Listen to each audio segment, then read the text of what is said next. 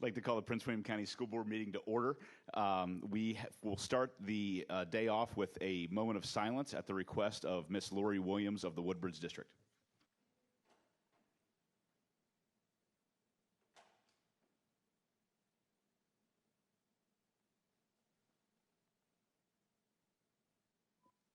Thank you.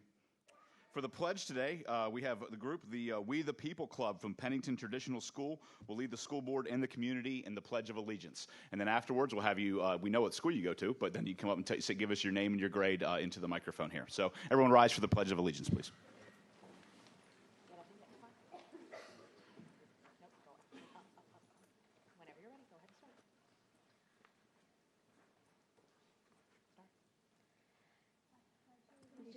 To the flag of the United States of America and to the republic for which it stands, one nation, under God, indivisible, with liberty and justice for all. One at a time, your name and your grade, please. Hi, I'm Grace James. I'm in 8th grade from Pennington. Hi, my name is Rachel Tang. I'm in 8th grade and I'm from Pennington. Hi, my name is Darty Pokrell. I'm in 8th grade and I'm from Pennington.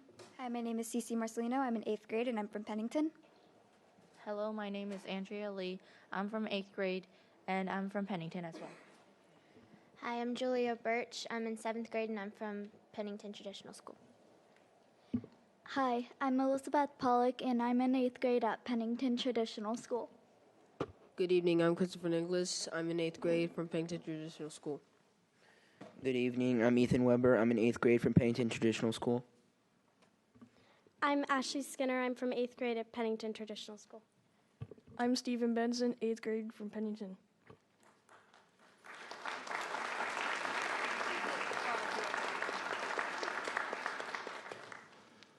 Thank you very much. Moving on to the approval of the public meeting agenda, a motion is in order. Mr. Chairman. Ms. Williams. I move that the Prince William County School Board approve the public meeting agenda as recommended. Thank you, Ms. Williams. Do we have a second? Mr. Chairman. Mr. Brand. I will second. Thank you. Discussion. Those in favor of the motion, please signify yes by raising your right hand. Thank you.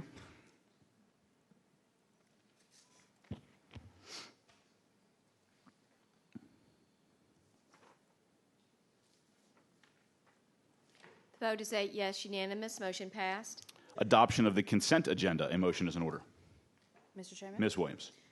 I move that the Prince William County School Board approve the public meeting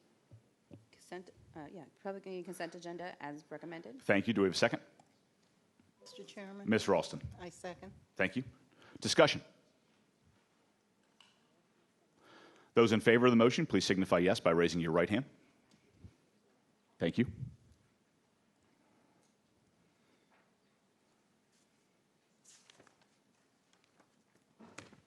Sorry. The vote is 8 yes, unanimous. Motion passed. Okay, moving on to item 13.01. Today, we have a special presentation. Mr. Jonathan Buckva is here from Ronald Wilson Reagan Middle School and with regarding their archery team, and we've got a presentation on the archery team. So, Mr. Buckva.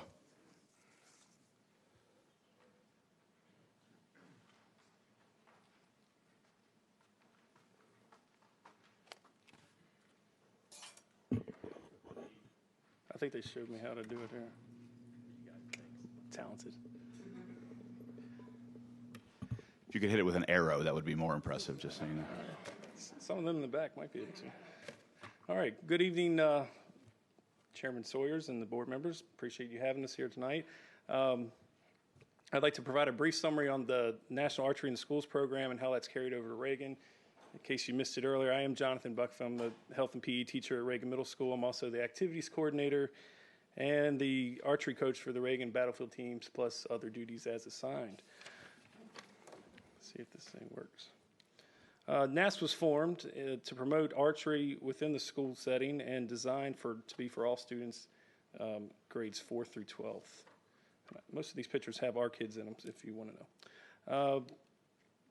NASP mission is met by all lessons being taught in the specific way that puts safety first. NASP is created to be in the schools, not in external clubs. Many groups do have archery clubs, but it all starts in PE classes. Everyone of any race, color, religion, national origin, sex, age, or disability. Tall kids, short kids, round kids, non-round kids are all able to participate. All grades 4 through 12 use the same bows and arrows, many different colors. All NASP programs are required to have certified instructors. NASP started in March 2002 with 24 middle schools in Kentucky.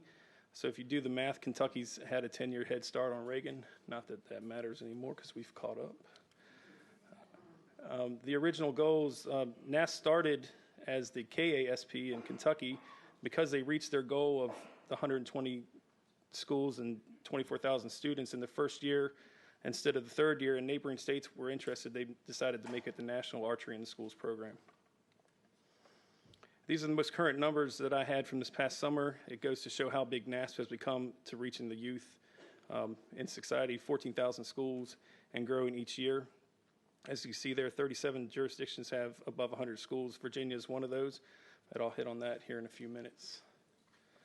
In relation to your other main high school sports, NASP archery is up there around number 4. I didn't see football up there, but it's a pretty big accomplishment to think that archery is that big in the high school level. There's 47 states and Washington, D.C. The 3 states that don't have NASP are Delaware, Rhode Island, and Vermont. The world tournaments are always pretty fun to see different people from different countries. We get to meet them, hang out with them. We trade shirts, pins, bracelets, and just about anything that we can. The national tournament, that's the be-all, end-all of tournaments. It's held in Louisville, Kentucky each year. A new record in the Guinness Book of World Records is set every year at the national tournament. Last year, they expanded the tournament and opened new wings of the Kentucky Exhibition Center. Just imagine standing at one end of the range and looking all the way down the other end, and you can't see the last target. They claim there's a half mile of range there. 13,000 kids shoot in about a 3-day period to get everybody through for qualifying scores and awards. A quick reference to the 47% being female, the lone female archer to the U.S. Olympic team in Rio got her start in a middle school NASP program in Texas. There's lots of money given out each year. I think since NASP started, this is the total cash scholarships. They're usually given out to the top teams and top individuals. 2 years ago when we were at Nationals, there was a $20,000 scholarship that came down to a 1-arrow shoot-off between 2 very good archers. The arrow closest to the X in the middle of the target won, so you had 1 arrow worth $20,000. This is our thing, the NASP IBO 3D Challenge. IBO stands for International Bow Hunting Organization. It started in the Nationals 2014. Instead of bullseye targets set at 10 and 15 meters, there are 6 different foam animal targets set at 6 different distances. Our first year at Nationals, we had never seen or shot a 3D target, but we held our own and did pretty well. The following year, 3D expanded to Worlds, and that ended pretty well for us too. We were the first ever world champions in 3D. NASP does yearly surveys, and these are the responses that they received. Archery is fun for all. It's fun for the kids that are successful and fun for the kids that aren't as successful. I don't want to take all the credit for it, but I will. I feel that my camps in the club, and matter of fact, this fine young man over here was in one of my camps this summer, so that's not just all Reagan kids. They're fun, and I'd set the kids up to be successful. Eventually, as they advance, I turn all these kids into my little robots. Most of the kids come to Reagan with little or no experience, but they leave with a ton. It's interesting to see the dynamics of the team grow and change and see friendships form. Many parents have said that archery has been the key part of their kids being successful in school and enjoying school. Most of the kids aren't involved in other major sports. We do have some. So they take pride in wearing their team shirts and jackets around the school. I'm glad to get to share a skill and passion of archery with so many kids each year. When you come to Virginia, we didn't start until 2006, but it's grown quickly. Those 840 schools in Virginia have basically been certified by our state coordinator and her husband. I'm one of 5 certified trainers in the state and can only claim to certify maybe 10 of those schools. When schools get 2 certified teachers and agree to teach archery in their PE class, they receive a startup set of equipment that values about $2,500. That includes 12 bows, 5 targets, a net, arrows, bow racks, and a maintenance kit. This is all done through a grant with the DGIF, and not every state has it that good. As far as Reagan's history, I have to start and give credit where credit's due. The first competitive archery team in Prince William County was actually Sinclair Elementary School. When now retired Principal Donna Fagerholm gave me the go-ahead to run with the program. We did surprisingly well in our first year and finished second at the state tournament. Sinclair was a team of 4th and 5th graders, but lost to a team of 6th graders. The rules in 2010 allowed 6th graders to be on the elementary team because that's how it was set up in Kentucky. One of our 4th graders on that team is now a member of the Battlefield Archery team. In 2012, Dr. Stevenson gave me that same freedom to run with the program. All of our PE teachers got certified that summer before school opened, and we all started teaching in class. And then I started an after-school club. When Reagan's team started in 2013, we had 2 teams, an elementary team and a middle school team. We've been all over the place. Most of these are East Coast places. States is in Doswell, right outside Kings Dominion each year. Nationals will be in Louisville probably forever. Worlds has been in Madison, Nashville, Myrtle Beach, and this year's in Orlando. Oddly enough, my wife and I spent our 11th wedding anniversary in Madison. I don't know about you, but nothing screams romance like hanging out with 24 middle schoolers in Madison, Wisconsin. All of these is basically how Reagan's season looks. Yes, it comes out to about 11 months. I usually teach archery in my first PE unit to spark some interest. In mid-September, we start our club. The club used to meet 2 or 3 times a week when it was small. We used to have 40, 50 kids. Now we're over 100 kids. So we break them into Monday, Wednesday, Friday groups, and they all shoot once a week. We are currently halfway through our tryouts for this upcoming season. I should have my team selected in a couple of weeks. There was a surprise state qualifier that popped up for December 17th, so we'll be shooting in that. We usually don't qualify until January, but it really shouldn't be an issue. We practice a lot. We would practice more, but wrestling takes over the Aux gym for the 2 months leading up to states, so we have to come in after them. There's more about that later. Now that we have added a team to Battlefield, each team practices only 2 or 3 times a week, but most of the kids shoot or do some form of practice 7 days a week. They all have some kind of homework from me. We also fundraise a lot. We're always trying to raise funds for tournaments and upkeep of equipment. Registration fees at our major tournaments themselves cost about $8,000. But if you add in all the smaller tournaments throughout the year, we hit $10,000 real quick. We pay for all the registrations out of the archery funds, and then families have to pay for all the travel after that. These are some of our sponsors. I definitely can't take credit for everything that was listed on the previous page. We have a huge support system with parents, businesses, and individuals that sponsor us. We're always looking for more sponsors, so if anybody in the audience or anybody watching at home is interested, you can always contact me. We also have a very supportive administrators at both schools.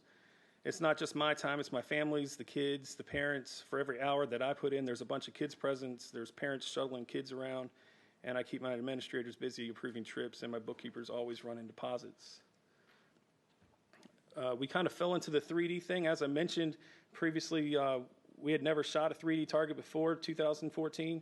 So that summer after the national tournament, we bought 3D targets using club money, or camp money. The following year, it paid off and we were world champions. After our first championship, I made a good on a bet and we left the podium. I went back of the arena and we shaved my head. Insert bald joke. I'll leave that one up. Tournament history. Wish that was bigger, but it lists all of our tournaments here. We've continued to improve over the year. Our bullseye score at Nationals dipped a little bit last year, but bounced back at Worlds. The 3-star challenge is the 3D scores combined from National Worlds and the Outdoor Worlds. In 2015, we trailed by 47 points heading into the outdoor tournament, but we covered that and added 24 more. The World Outdoor Tournament is a unique tournament because the IBO is holding their World Championship with professional archers at the same time. This summer going into outdoors, we trailed by 29 points and needed to win by 30. For the 3-star challenge, we only won by 28, losing the challenge by 1 point. When you talk about 4,175 points to 4,174, it's pretty heartbreaking. But on the side note, all these kids get to wear world champion shirts, and it's not just their professional team. These kids were a part of that team, and some of them have done it twice. Other accomplishments, other than winning world championships, the Reagan program, or I guess I should now say the Reagan Battlefield program, has done some good things. Our first year in 3D, with no practice, we had a girl finish third. We had our first state champion last year at the high school level. One of our high schoolers at the national tournament in 3D shot a 296. That means out of 30 arrows, 26 of them were 10s or bullseyes, and the other 4 were 9s. We have also won numerous tournaments in various states. Maryland had an open 3D tournament at their state tournament last year, and we won. My A team took first and my B team took second. They changed it this year so only Maryland archers could shoot in this tournament. I don't know why. We host tournaments every year. We host 3. Some of you have been to some of them, and I invite you to our next one, which won't be until February. When these tournaments first started, we had about 90 kids participating, and most of them were local kids. Last year, I think our highest total was 130, and now we have about 160. In our future tournaments, we might have to move to Battlefield to allow us to keep growing. Like I said, if you look up there, there's been 11 schools, 14 schools, 9 schools. So these tournaments keep growing. It used to just be Reagan, and we have kids coming from West Virginia. We had some kids travel our last tournament about 5 or 6 hours from West Virginia to come, and there's always a big group from Maryland that comes. Our future plans, we'd like to start an archery boosters club at Reagan. We'd like to win a team state championship. We'd like to put individuals on the podium in the bullseye tournament, national and worlds. We've done that for 3D. We want to continue to improve on our national worlds ranking. We'd like to expand and create elementary teams, grow our local tournaments, and of course, we want to find, build, or open a training facility. And since there's talk of all this design of the next high school, maybe we should consider an archery training facility. If you just give me a corner of the lot, I'll get the building up. Just need a little land to do it. But that is it for my presentation. That sums up Reagan Archery.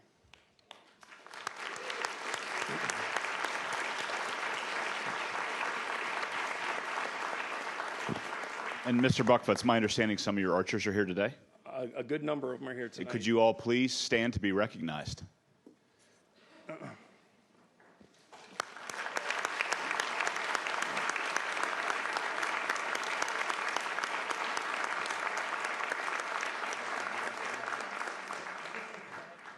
I'm going to allow Ms. Satterwhite from the Gainesville District to have the mic. Thank you. Mr. Buckfa, and to all of the students who are on the team, those who are here and aren't able to make it tonight, thank you for everything that you've done. I know that you have created quite an enthusiasm for archery in the community, not only with your team, but also those who aren't on the team. Everybody wants to compete now. Everybody's interested, and I know you're going to be able to grow the program. That shouldn't be an issue. I get lots of emails. I can imagine, and it's exciting to see what you've accomplished. And I know that for the students, it's providing them an opportunity for success that wasn't there before. And I appreciate the sport that you've helped refine in the community, and thank you for bringing it with you as you've changed schools. I appreciate that, and for helping to grow the program at Battlefield. I'm looking forward to seeing what happens next. And for all the students who are participating, I hope you stick with it. Now you can continue through high school. And this is fabulous. I look forward to seeing what you continue to do. And you know I'm a big fan. Thank you. Thank you, Ms. Satterwhite. And I'll chime in as well. I know you made the joke earlier about taking the credit, but I will say that your reputation, Mr. Buckfa, precedes you. I first heard about you and your program because of everyone speaking so highly about it and how well it's organized and run, and the passion that you show in the program clearly shows through to the kids that you teach and the parents who are supporting you in your program as well. So you're to be commended for the efforts that you put into this program, because quite honestly, without you, it wouldn't happen. And you're providing these children a wonderful opportunity they wouldn't otherwise have. So for that, I thank you. Thank you.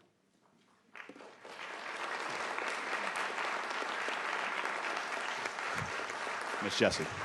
I just wanted to say to all of those students and to the organizers and parents, I'm just very pleased to see that you're looking at elementary, because that's where that type of gift really starts. And many of our students have all sorts of gifts, and some of those gifts are in math and science, but some of them are in those physical sports. So I just want to congratulate you. I'm not from Battlefield, but I've worked with kids, and this type of activity is very important. Thank you very much for all that you've done. All right. We were moving right along to citizens' time. If I click on the right button, we are. There we go.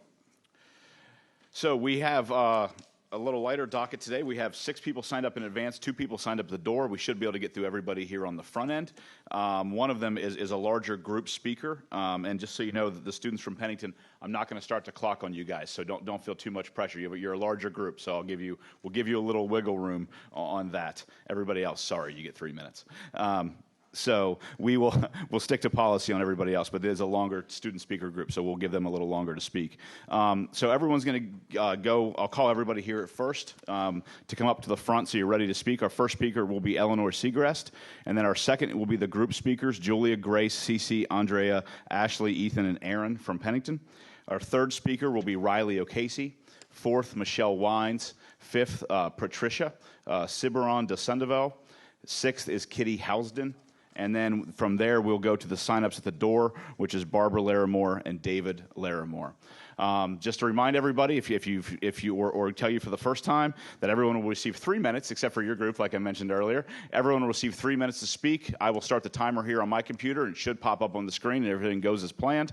At 30 seconds, you'll see it turn yellow, which means it's time to wrap up. And at 0 seconds, it'll turn red, which means your time is now up. You're asked to use proper decorum at all times. If you do not use proper decorum, you'll be asked to step aside, but I don't see that being an issue. So with that being said, we'll have the first speaker up, which is Eleanor. You are our first speaker.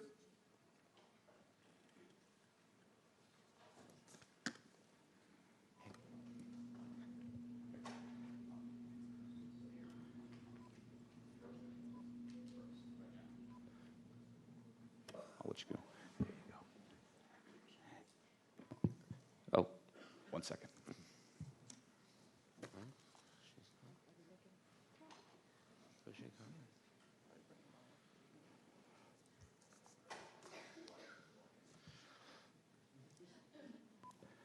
Eleanor, before you get going, we break protocol here a little bit. I'm going to allow Mr. Wilk to give a brief introduction. Okay, thank you. Yeah, because she's probably like, what am I doing? So, Eleanor and family, thank you for coming. Mr. Deutsch and I, given that your family kind of overlaps both Potomac and the Coles District, a couple weeks ago, Dr. Waltz spoke about your accomplishment during his superintendent's time.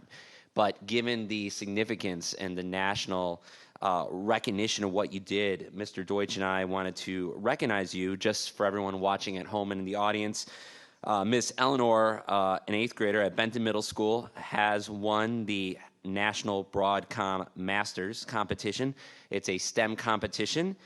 Just so everyone knows just kind of the numbers of this is a national competition. She beat out 2,300 other competitors from 28 other states. Her project was called Rockets and Nozzles and Thrust, oh my. And although this isn't probably as cool as a $25,000 prize, and maybe you can help chip in, we'll do so.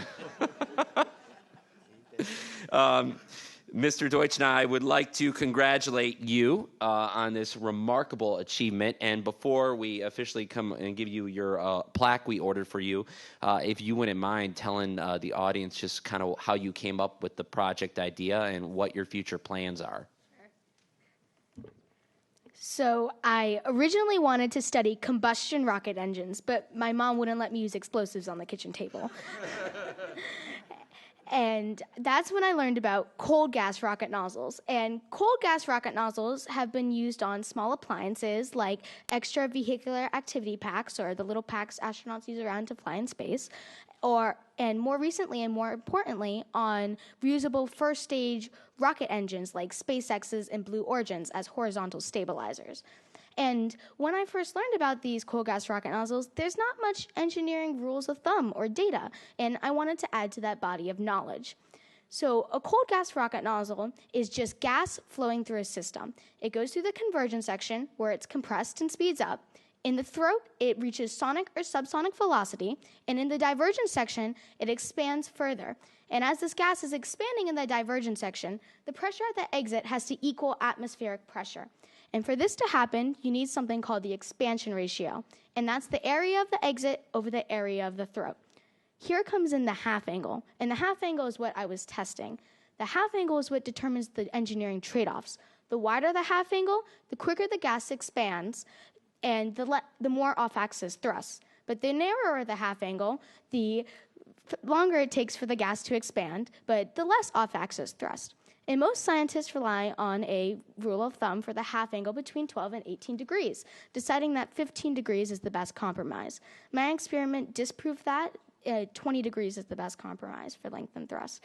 And the competition was a 6-day-long competition where I was in a team and I had to compete against different challenges like building a brain or coding an Arduino or building a prosthetic crab leg with hydraulics. And then we also had a day when we had to present to the public and present to judges. And overall, it was just amazing learning and seeing everyone and meeting new friends. And it's an amazing experience. And I want to thank everyone, and I want to continue to make Prince William County Schools proud. So I plan to be the first person on Mars.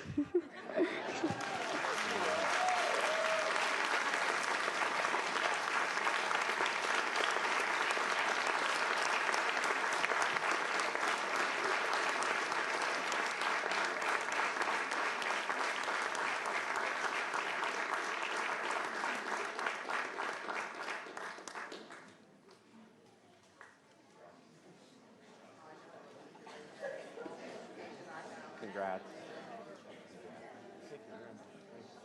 Congratulations. Thank you so much for this great honor. Congratulations. You're supposed to be proud.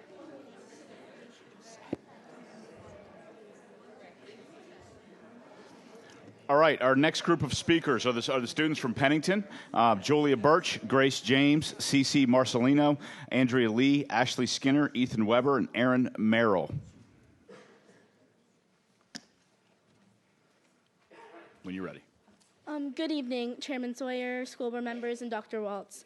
We are the We the People team from Pennington Traditional School. My name is Grace James. I'm Julia Birch. I'm Andrea Lee. I'm CC Marcelino. I'm Ethan Weber. I'm Ashley Skinner, and this is the and this is the angel blessed to us by the civics gods, Miss Merrill.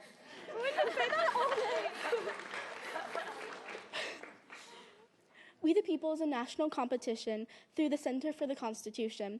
In Virginia, there are about 15 middle schools who currently participate and about 24 high schools. We are currently the only team in Prince William County to compete. Last year, our team placed third in state, and we're hoping for second at this year's competition next Saturday on December 10th. In our competition, students participate in a hearing where they are called in as experts on a topic related to the Constitution. The teams must research their topics as well as the Constitution, current events, and U.S. history. My unit's topic this year is about due process of law, so we've learned about the legal process and the 5th and 14th Amendments. Each school sponsors 6 teams or units, and each team has a different topic to research. For example, this year I'm Unit 4, and our topic is about judicial review. I've learned a lot of interesting things about the government. I've also learned a lot of facts about the Supreme Court case. I joined last year as a 7th grader because I found history really interesting, and when I saw this club, it was on the top of my list on clubs to go to. We the People teaches us a lot of advanced skills, including research, critical thinking, teamwork, and speaking skills. We spent several weeks researching and writing our speeches because not only do you have to fully answer your unit's question, you have to include Constitution references, historic and current events, and make sure not to go over 4 minutes in time. The question part is harder. You don't know what the judges will ask you, so you have to be prepared for anything. You're not allowed to use notes to help you, and you have to work with your team to make sure everyone participates without being able to talk to each other. You also have to make sure that they give the judges both sides of an issue, so sometimes you have to disagree with your teammate even if you don't believe it. This is my second year on the We the People team, and I have learned so much from doing it. I've learned about civics and history more in depth than I would have in a classroom, especially because when you compete with information, you have to know it much more than just to take a test. This past August, Grace, Cece, and I also helped Miss Merrill present a workshop on We the People to about 90 social studies teachers during their work week. We hope that more teachers from Prince William County decide to start teams, especially at the high school level, so I can continue to compete once I have graduated. So in conclusion, we'd like to invite you all to Pennington next week as guest judges for our final practices before competition. We all practice on different days, so you can come Tuesdays, Wednesdays, or Thursdays from 4 to 5 p.m. Our teacher, Miss Merrill, has emailed you an invitation, and we'd love to show you what we can do. Have a great night.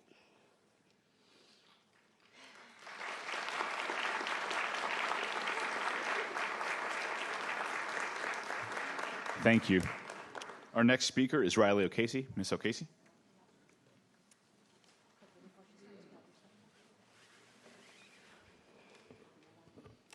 Good evening, Chairman Sawyers, board members, Dr. Waltz. My name is Riley O'Casey, and my address is on file. The Prince William Education Association believes in 3 simple ideas: respect, value, and justice.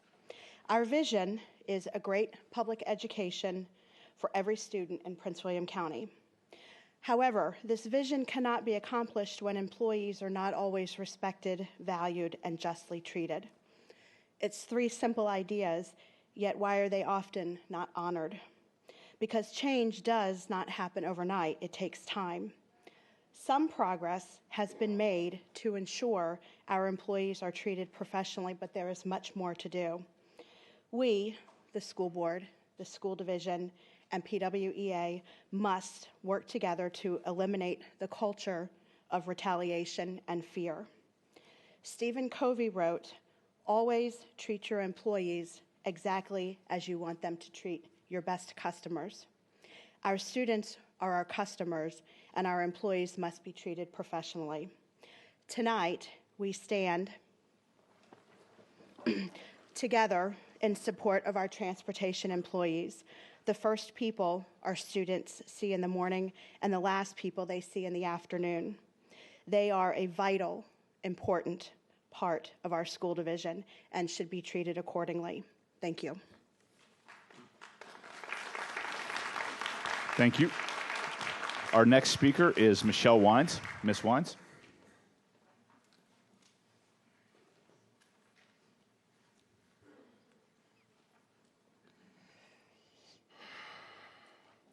Good evening, school board members and Dr. Waltz. My name is Michelle Wines, and my address is on file with the clerk. I have been an education support professional for almost 10 years with Prince William County Public Schools. Currently, I am a senior radio driver in the Department of Transportation. I am here to speak because many of my coworkers are fearful of retaliation by management in the workplace, which is why they are not here this evening. Management has even made some fearful of speaking at this school board meeting. I am up here tonight speaking for a majority who are unable to speak as a citizen of Prince William County and a driver of Prince William County Transportation. As employees, it's about time we be treated with respect and valued. This is not happening in our current work environment. The wheels on the bus of professionalism and communication do not always go round and round. Our concerns have been addressed with transportation management. However, they seem to have fallen on deaf ears. There is a lack of professionalism and communication by management, and disrespect and gossiping by management as well. This has taken a toll on the employees' morale and created a hostile work environment for us. If you are wondering why absenteeism is off the charts, this is one of many reasons. We are often spoken to, or should I say talked down to, in a very degrading manner. Management is saying things like, 1, 2, 3, all eyes on me. Or, how dare you? Do you know who I am? And saying this on our radio system so everybody can hear it. Or we hear, it's my prerogative. I can do as I see fit. We are adults just like them, and management should always speak to us in a respectful manner. After all, this is expected of us. In one breath, we are encouraged to bring our concerns on any topic, be it safety, student management, route issues, etc., to our manager's attention.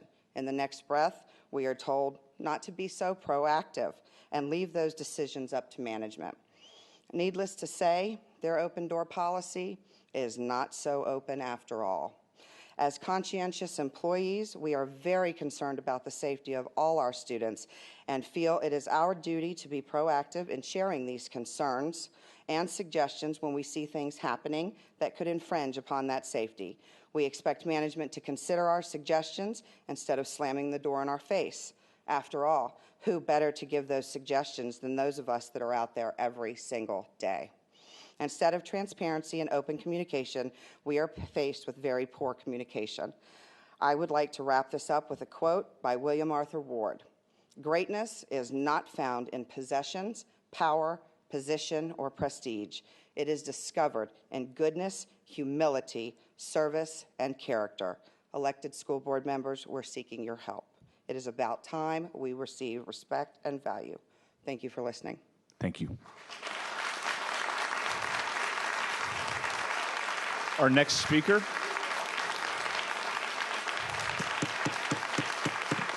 We need to have some order here. We need to move on. Our next speaker is Patricia Ciberon de Sandoval. Patricia? I apologize if I got your name incorrect. Good evening, school board members, Dr. Walls, and others. My name is Silvia Sandoval, and my address is on file with the Claire. I'm an employee of Prince William Public School Transportation Department, and I'm speaking on behalf of myself and my fellow coworkers. Many of them that are not here tonight because they are fearful with retaliation on the workplace. So my voice can be their voice tonight. I'm here because we had concerns about my coworkers and me being treated unfairly in the workplace. As for myself, I have been employed for 15 years in Prince William County School, and I have lived in Prince William County for over 20 years. Tonight, we had several concerns and also solutions of the concerns, and we follow the chain of command, but the concern is still there. That is why we are here tonight, and we're asking you to listen and to get us the help that we need. It's about time we get respect, dignity, and justice.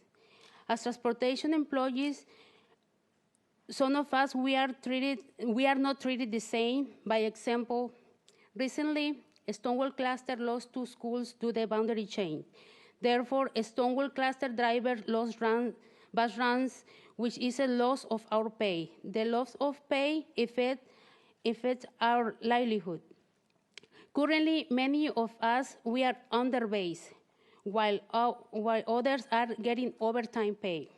We asked management if we could get additional routes from other clusters that they had open runs, and the response was no. Instead, those routes, they were given to other clusters rather than shared equally among all clusters. Those drivers are currently getting overpaid, while others are taking home less pay than a year ago. This is a perfect example of inequity. We don't want anyone to lose pay. We just want to be treated with respect and value as an employee with equity for all. Another concern is seniority. In more places, seniority is a value, but not on transportation employees.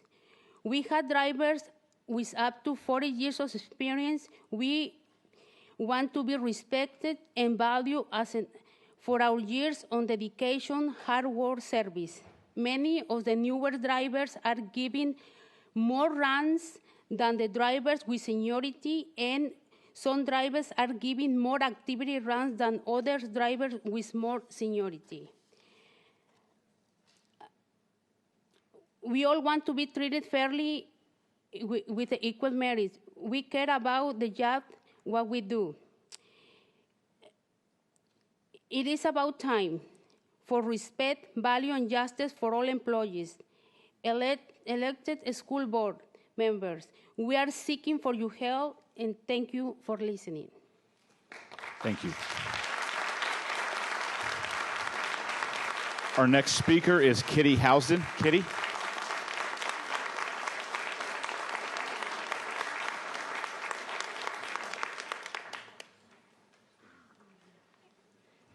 Good evening, school board members and Dr. Waltz. My name is Kitty Houston, and my address is on file with the clerk.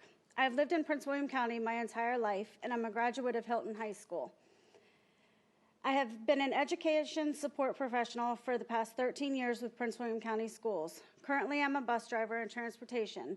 Many of my coworkers are very fearful of retaliation by management. They are not here this evening.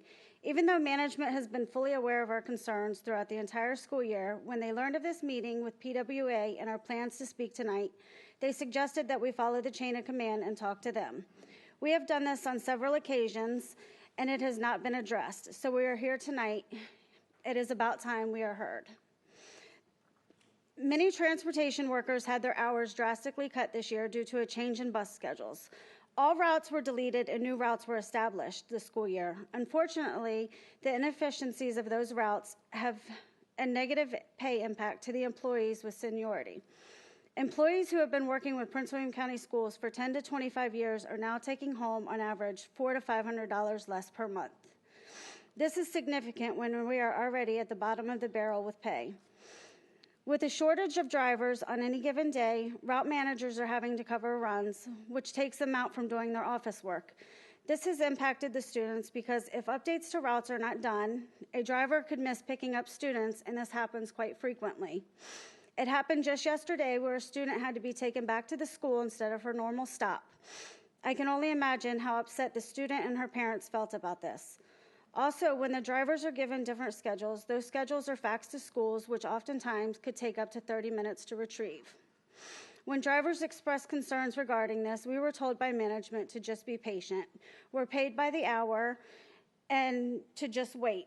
However, our concern is not with being paid by the hour and waiting. It is that the student's safety is at risk because they are waiting at bus stops for an extra 20 to 30 minutes. We are concerned about the safety of our students, not that we are still on the clock. There was an incident where a route manager became ill and 911 was called. Rather than showing empathy and concern, another management personnel made a comment like, "She is not cut out for this job is not for her." We stood there in awe at how management did not value this employee and could make statements like that in front of us. We are working in a very hostile environment where intimidation and retaliation are on the order every day. This has negatively impacted employees' morale. Elected school board members, we seeking your help. It's about time that management works more efficiently with scheduling routes, processing paperwork, and treating employees equitable. This will result in a better safety for all students. Thank you for listening. Thank you.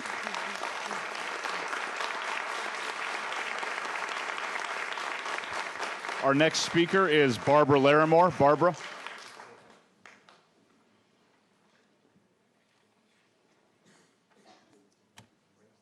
Oh, sure.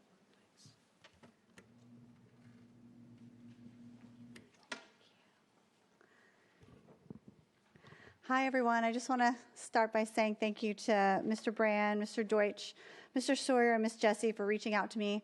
It's my third meeting. Do I get a gold star or something after I've reached 10 or something? But they reached out and are helping me with my concerns, and I really appreciate that, so thank you. Last time I was here, that really long meeting, the long one, I heard a lot about wanting to close the achievement gap, and as I was hearing about that and learning more about it and kind of piecing it together, I was astounded that closing that achievement gap also went very well with what I would like to see in Prince William County, which is more recess and more PE for our kids. Because it's been proven, I've sent you guys a lot of articles, and the studies have shown, the brain research has shown that the more physical activity they have, the better able they are to focus, the more concentration they have in the school day, and the better their behavior is. And generally, the happier they are. And ultimately, if they're happy, then they're learning better, and everything kind of falls from there. So moving with the achievement gap, I think if you are able to incorporate more physical education and recess in the school, you are going to be reaching those kids, perhaps the have-nots, quote unquote, who aren't able to have access to soccer, gymnastics, taekwondo, all those things that parents who have the money, who have the resources to do for their children you're going to be reaching them, you're going to be giving them more of what they need and able to close that achievement gap in that way. A lot of things that we've done right so far since I've been in school was incorporating snacks into our day, incorporating water into our day, into my children's day. I remember starving when I was little. I was at lunch and I was like waiting for lunch. Oh my gosh, I can't wait. And I couldn't focus in school, and we've made strides to do better with that. And so too is the same thing with physical exercise that we lost with No Child Left Behind. We kind of lost that. If we play, then we're able to move forward with our education. So if we're able to do that, then we will be in a better place. January 18th, if anybody feels the same way I do about more PE and recess in the school, I'd love to have a great group of people just like we have here for the bus drivers. I'd love to have you guys come and support us here on January 18th. I'll be there. Please wear your finest workout gear, and we'll meet here and we'll talk about more PE and recess for our kids, because I think there are a lot of families, a lot of moms and dads who feel the same way. So we'll have to get them off their taekwondo, basketball schedules for Wednesday nights and get them here to talk to you guys. I really appreciate your time, and thank you. Thank you. Thank you. And our last speaker is David Larimore. David.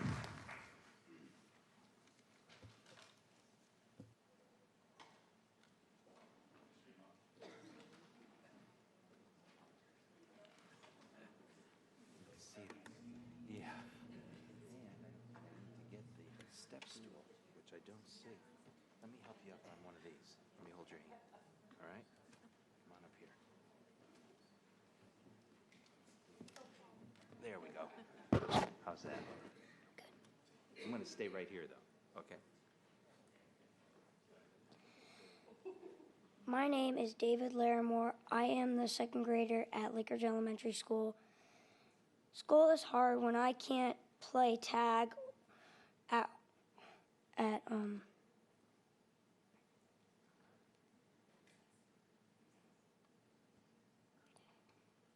and have fun with my friends. PE and recess are also important because it makes kids feel good. Please add more PE and recess.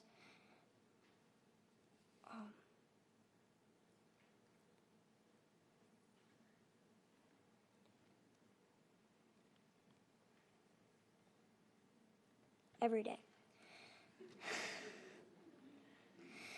I want tag because it's my favorite game in kindergarten and first and second grade. Thank you.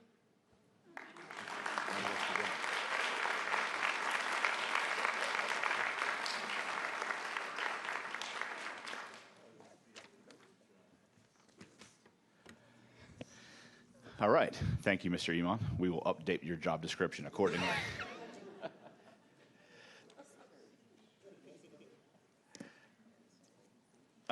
Timer's still running. I apologize. All right, we're moving on to, that brings an end to citizens' time. We're moving on to item 15.01, which is the leave adjustment implications relating to changing the teacher work hours. Mr. Klein.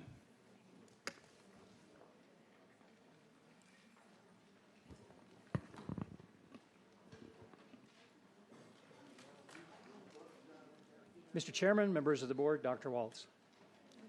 The discussion here this evening is leave adjustments implications relating. I'm sorry, Mr. Klein. I do ask that you leave quietly, please. We are receiving a presentation. Thank you. Mr. Klein.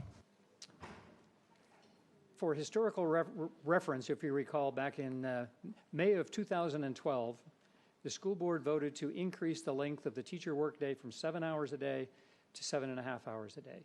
At that point in time, certainly teachers and probably others expressed an opinion that there was a problem with equity relative to making this adjustment unless the leave balances were adjusted accordingly. And in a sense, part of the discussion here is that in a macro picture, leave is granted in days. As a practical matter, it's managed within hours. So there's a transition that when you are working a 7-hour day, I mean, say one day can be 7 hours, one day can be 7.5 hours, depending upon what the contract length is at a given point in time. After discussions and considerations on the subject of changing from the 7 to 7.5 hour day, the superintendent adjusted sick leave balances, essentially increasing them by about 7%. The net effect is for each leave day of 7 hours, it was converted to 7.5 hours. So if on May of 2012 you had 1 day of leave at 7 hours, in July it was turned to 7.5 hours, so that when you came back to work that year, if you wanted to take one day of leave, and a day was now 7.5 hours, you still had the same equivalent leave. It just was now equivalent to 7.5 hours as opposed to the 7 hours. An individual adjustment was made to each employee, and they were notified individually of what those changes were. At that point, beginning really July 1 of 2012 for teachers and using teachers on a 195, henceforth from in 2012, then it began accruing at that rate of 7.5 hours a day, and personal leave, generally I'm talking about sick leave, but personal leave was also adjusted accordingly. Just some statistics, that original adjustment back in 2012 impacted 5,275 employees who received an adjustment of additional time to balance the days. Of that 5,275, 3,260 still remain active and eligible within the school division. The others have changed or departed for a variety of reasons, retired, departed, moved out of the area, etc. Obviously, effective July 1 of this past year, the school board changed the teacher workday from 7.5 hours back to 7 hours.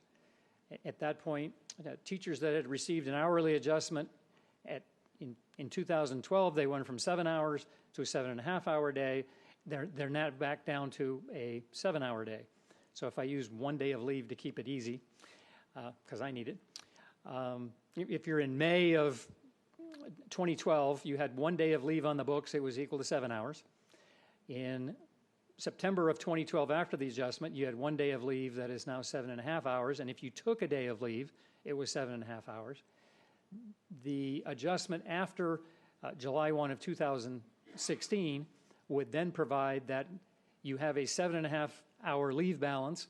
If you take 1 day of leave, it burns up, uses 7 hours, meaning there is an additional half an hour difference because of the difference between days and how days and hours are calculated. Going forward, there are essentially 3 options or impacts that come out of making this change. I'll address them essentially as 3 options. The first one would simply be to readjust current leave balances for all teachers, and that would include teachers hired since July 12th, essentially all teachers, downward by the 7%, including all leave at 7.5 hours per day. This scenario would in fact include leave that was earned in the time period between July 1 of 2012 and the June 30th of 2016. One of the questions or debates when you look at, that would affect every teacher. One of the questions in doing that, though, is that there's also I think, sort of a difference in the presumption that this isn't talking about necessarily something that was adjusted. There is certainly a valid argument that in that 4-year period when you are working a 7.5 hour day, that you were putting forward additional time and you were earning that 7.5 hours as additional time, and you effectively accrued it and fully earned it. Option 2 would be essentially do nothing. If the board takes no action, then those individuals, the 3,265 employees, would then have that additional leave available for them in the sense of hours. So the description I gave a minute ago, okay, you've gone from a 7.5 hour day, which was 1 day of leave, to a 7 hour day. So for every day of leave you have on the books, you can take a day's leave of 7 hours and you have a half hour left over to apply to future leave. That effectively amounts to 11,935 days of leave and has a valuation of $4.6 million. Option 3 would be readjust leave balances only for those teachers who received an upward adjustment in 2012, effectively only making changes for those leave hours that were adjusted upward previously would then be adjusted downward. And in turn, any of the time between July 1 of 2012 and June 30 of 2016 would be unaffected on the basis that was earned when you were working that longer contract. Again, the impact would be, the impact to the individual would be the most the leave adjustment would be. It would not exceed whatever you were given as an adjustment back in July of 2012, or if your leave balance is actually less than that, then your adjustment would obviously be less. If your leave balance is 0, you wouldn't have an impact at all. Nobody's going negative. If you used it, you used it. And the other aspect to that is in looking and doing the calculation, this also essentially took that 4-year period and just looked at a net change over the 4-year period. We did not go through looking and adjusting person by person, day by day to recalculate. It was, okay, at the end of the 4-year period, here was your change in leave. How did your leave balance come out? How is that a function of your adjustments? So in a sense, part of the reason for certainly, sort of why do you bring it forward? Part of it is that, yes, the school board made a decision that is your prerogative to do it. As your chief financial officer, I also have a responsibility to inform you as to what some of the implications of those changes are, particularly because depending on what actions the board may or may not take, we will have to report within the comprehensive annual financial report the financial implications of those changes in the annual audit report to the public, to the Board of Supervisors, et cetera. Thank you. Thank you, Mr. Klein. Comments, questions? Mr. Wilk. Yeah, Mr. Klein, quick couple questions. When a teacher retires or leaves the school system, what % do we pay on the total number of days that they've earned, basically their buyout? What is this? So if a teacher retires and has 20 days of leave unused, what % do they get from that? They have, basically, for a teacher that's retiring, they potentially have 2 options. One option, I think, as you're describing, is there is a payout of leave, essentially in cash, equal to 10% of the value of that leave.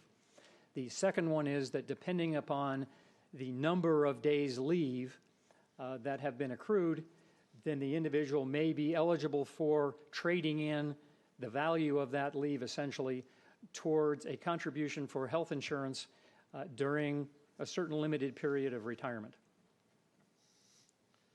So it's not as simple evaluation. There's 2 different valuations that would occur. Thank you. That was my question right now, Mr. Sawyers. Thank you, Mr. Wilk. Mr. Deutsch? Thank you, Mr. Chairman. I guess under option 2, there's this line about a windfall of leave worth about $4.6 million. How are we calculating that number? In the context of preparing our annual financial statements, we will value the leave valuation is based on the individual and the value of their contract day. So that's part of the reason why it's such a significant number. Because if you're using it in the context of sick leave, we are paying it at 100% when you're out on sick leave. But that's what we're valuing it at as far as just how it's sitting on the books. What are we talking about, though, in terms of the actual cost to us? If we were to calculate what we actually think we would pay in terms of subs and payouts, which are probably at least payouts a lower price than that actual value. Subs probably as well. I'd have to recheck the numbers. What are we expecting as an actual payout to us as far as that? I don't know that I can give you a real answer for exactly what that is. This would really be essentially the actuarial calculation of what the impact is on our financial statements. That's also what we'd be reporting to the auditors as the impact on essentially on our balance sheet. Now, I would acknowledge that if we paid it out as 10%, you're going to have a certain payout. If you're paying it out as a function of leave, you're going to pay it out at a different rate. If there were, and it won't be, if there were 100% utilization of that leave, you would have the $4.6 million, plus you would have an additional cost for substitutes. This does not address the substitute cost at all. All right, but so this is not the actual expected cost to us, is what we would put on our balance sheet. It is the potential liability, yes. Sure. Okay. Option 2 and 3 look good. They seem to make sense. Thank you, Mr. Deutsch. Ms. Jessie. Mr. Klein, of those 3 options, do you have a recommended option? I'm sure you do. I'd like to hear it. As your chief financial officer, my recommendation is option number 3. That we would only make adjustments for those individuals that we gave an upward adjustment, that it would be equitable to make an adjustment when they went from 7 to 7.5 hours. It would be equitable to make only for those days granted as a portion of the adjustment to make an adjustment backward when you go from 7.5 hours back to 7 hours. I certainly believe that in that intervening 4-year period, there's a very valid argument that at that point in time, the leave hours that were earned at a 7.5-hour rate should be retained by employees. So, and you're going to bring this up for us to select an option at the next board meeting? Is that what I foresee? This item has been brought forward to you as information and is not currently scheduled on a future agenda. Okay. But if it is scheduled on a future agenda, on a future agenda we will have to select one of the options? Or if you do nothing, there's always... Yeah, I see. I've acknowledged that there's an option if there is no action. Oh. Okay. Thank you. Thank you, Ms. Jessie. Ms. Williams? That's okay. We'll go around first. Ms. Williams? I would just like to say that I would like to put this on a future agenda because it's something that we should take action on, considering we decided to take action on the number of hours worked. So a decision should be rendered by this board, and one of these options or whatever, if another one presents itself. Ms. Urban, please add this to the December 14th agenda as an action item. Thank you. Anyone else? Mr. Deutsch, do you want to go in? Mr. Deutsch. So under option 3, we're talking about hours that are accrued before 2012 that are carried through... No, actually, that's not correct. They were not accrued before 2012. The only hours we are talking about are those hours that were adjusted upward. So if you had accrued 7 hours of leave before, the accrued amount is not impacted. It is only, in that sense, the extra half an hour that was adjusted upward to make it equal to a day when you crossed fiscal years. Right, but the hours that were adjusted upward were accrued before 2012, correct? They were accrued at July 1 of 2012, that's correct. They were actually accrued in 2012. At June 30, they didn't exist. In 2012, the additional hours were added, yes. Okay. So, and then we're talking about those hours that are then carried over 4 years? And we know that people didn't use those hours all the way through. How do we calculate that? That was part of my description for, it could get really, really complicated. The issue in doing the calculation was to try and simplify it a little bit and essentially look at the 4-year period between 2012 and 2016 in which people were both accruing leave and using leave. And essentially, if in that 4-year period you accrued more leave than you used, then your adjustment would be equal to what was given back in 2012. If you used more leave than you accrued, it would be less than that, depending on what your usage was that exceeded the total accrual over the 4-year period. And now I'm into all kinds of accounting speak. Sure, but so we're looking at that 4-year period as a whole in terms of the amount used, amount not used. But what about people who fall into that category of people who had more hours accrued over that period? But the year after, in the year period after this 2012, say they used up a bunch of their extra leave, but then, over the second 2 years of this 4-year period was when they did all the accrual. Then they would have used up those hours that were reset. So how do we calculate that? We could make that calculation if the board would like us to. In this sense, I have simplified it. We could make a calculation in that sense if that's the wish of the board. It's a little more complicated to say you're looking at each individual and you're looking at each day of utilization over that 4-year period. But yes. Yeah, it's just if we're talking about possibly cutting people's hours accrued back down, then you'd want to make sure you're actually doing it right, I would think, and you'd have to be very specific. But anyway, okay. Thank you, Mr. Deutsch. Anyone else? Ms. Satterwhite. Thanks, Mr. Chairman. I too am leaning toward option 3. And my thoughts are we want to make this as fair as possible to our employees. We don't, as you commented, we don't want to see people losing on this. And this is all based on school board decisions. And so we don't want to see our employees suffer on this. So I think what you've brought us is very well thought out, and appreciate Mr. Deutsch's comments too. So whatever we can do to be as fair as possible to our employees as we adjust back, I think I'm in favor of. I appreciate what you're telling us too, that we do have to account for this with our audit, annual financial report, and I understand the complexities of that. And I appreciate your bringing this forward to us as the options. Look forward to our discussing it more when we have the vote. Thank you. Thank you, Ms. Satterwhite. Anyone else? Okay. Thank you, Mr. Klein. Moving right on, don't move. Moving right along to item 15.02, Board of County Supervisors proposal to fund the difference between the 13th High School battlefield prototype and the Patriot redesign, increasing capacity efficiently. Patriot redesign, increasing capacity efficiently design. Mr. Klein. Mr. Chairman, members of the board, Dr. Waltz.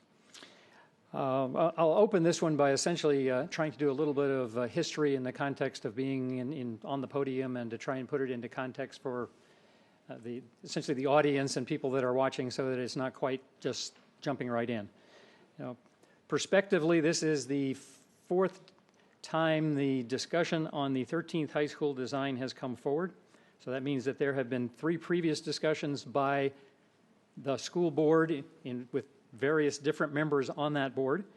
The first vote that was taken, and I wasn't putting dates and all in, but the first vote that was taken was one that adopted the battlefield prototype model in lieu of the Patriot prototype model.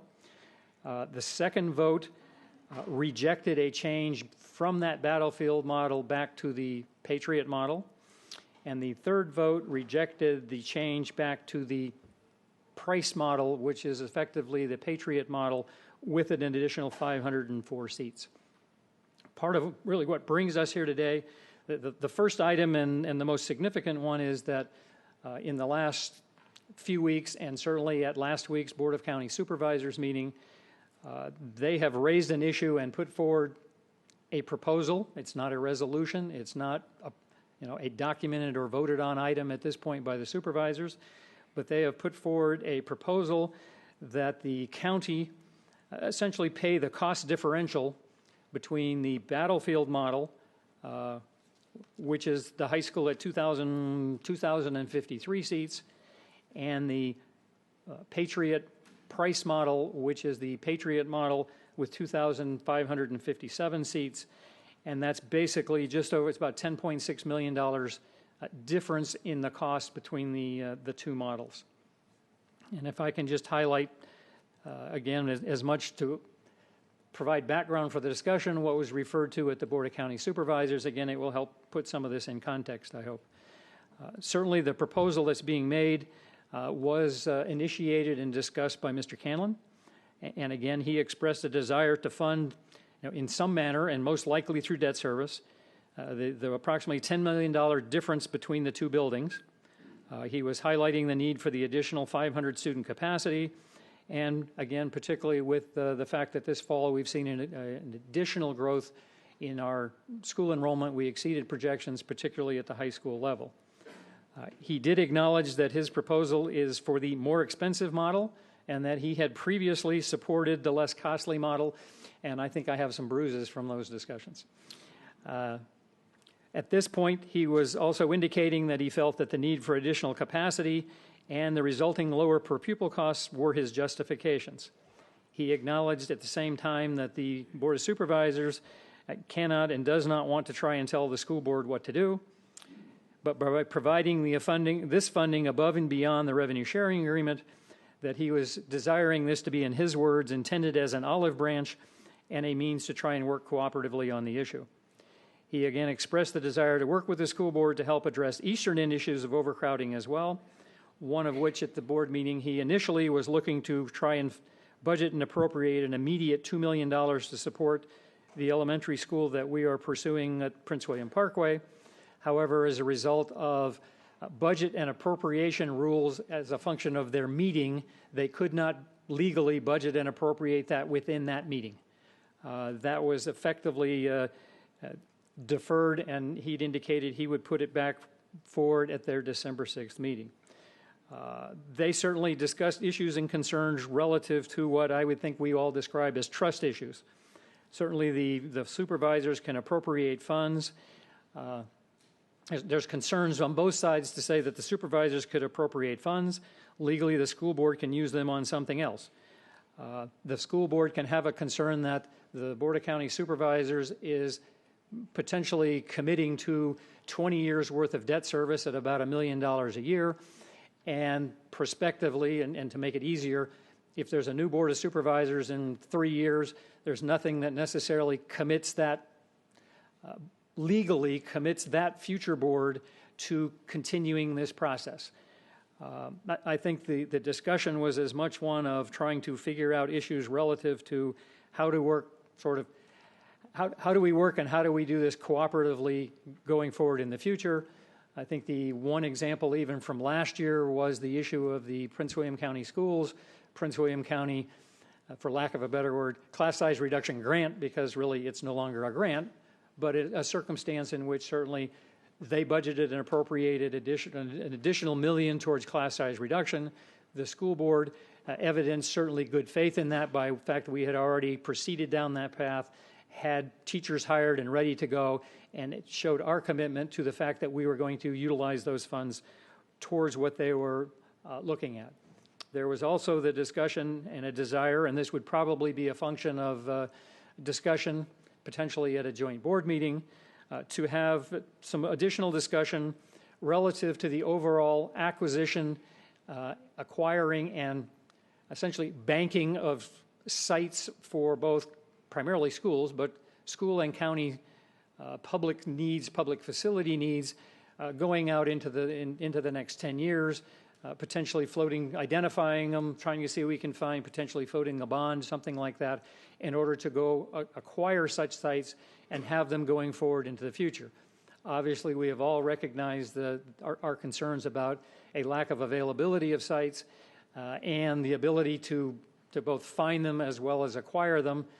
I would say that about probably maybe 5 years, but certainly 10 years ago, we, in our concerns with sites, if we had proposed we want to buy sites and bank them, that would not have been received well. At this point, the good news is they've come over to our side and recognized the fact that land's not getting any cheaper and it's not getting any more plentiful. Therefore, we need to look at some mechanisms by which we can cooperatively move forward on that. That's a discussion topic, something that we would have to, the two boards would have to look at working together to look at how we could do that, how that process would go forward, how that process would get funded, et cetera. The supervisors at their meeting last Tuesday, in turn, deferred their potential vote on this issue for several reasons. The first one was in the context of their own discussions, they did not have sort of a written resolution in front of them, and several of their board members had concerns. I really want to see something pinned down a bit more narrowly before we actually go out and vote on it. Certainly, any actual budget and appropriation action relative to the $2 million would have to wait till the next meeting.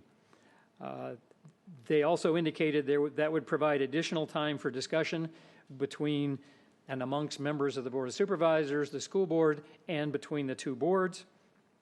They also indicated that certainly the school board has a meeting between their meeting last week and their meeting on the 6th, which would potentially give the school board an opportunity to have a discussion on the subject and express whether or not it would like to obtain the additional funds and potentially identify other facilities, sites, or needs for which the Board of County Supervisors could provide assistance. There was not necessarily an expression of the school board had to vote on anything or didn't have to vote on anything. You know, the term I think that was used was some expression of what would be the desire of the school board. The second component that I kind of need to bring up, and certainly for reference, my discussion here and materials had been previously provided to the board, is to highlight again our issue relative to enrollment. This past fall, our enrollment exceeded projection by 704 students, but in fact, our high school enrollment exceeded projections by 777 students. We were up a little bit on elementary, down a little bit on middle school, and up again on high school. Looking at those projections and how we're in the middle of the capital improvements process now. We're looking to try and update those enrollments. We're looking at bringing forward to you shortly the CIP. Unfortunately, the timelines don't work here because we don't come back to you till January with the CIP. But to give some total sense, the 13th high school is scheduled to open in the fall of 2021. At this point, we're projecting that the year before, which would be the worst year at this point, we would be 3,221 students over countywide for high school students. So we would be almost a school and a half, high school and a half would be accommodated division-wide in various trailers. Probably the schools that are most significantly impacted would be Battlefield, Patriot, Stonewall, and Colgan at this point in time. Obviously, things can change. The CIP currently has the 14th high school coming 2 years later in the fall of 2023. At that point, even with the 13th high school coming on as a 2,053 student building, we would still have a shortfall of, or a lack of space for 2,558 students at the high school level, which would be reflected in the fact that in the CIP, in all likelihood, we will bring forward a recommendation for a 15th high school. And if you keep going outside the 10-year window, you're probably eventually looking at least a 16th high school. Whenever growth stops, maybe we can slow down. The net effect, obviously, is relative to high schools, which is what this discussion is on. We are certainly behind. It stays behind even at this point as we continue to build additional high schools. One of the other items that we've had some discussion and expectation is certainly if you're going to have 4 more high schools in the near future, if you expand their capacity by 500 to each of those, you can almost get a 5th high school by building 4 more. But that's assuming 13th, 14th, 15th, 16th as you're going out. In looking at our design currently for the Battlefield model, which is what we are working on in design, the Battlefield model at the moment is 2,053 students. The expected construction cost is $75.4 million.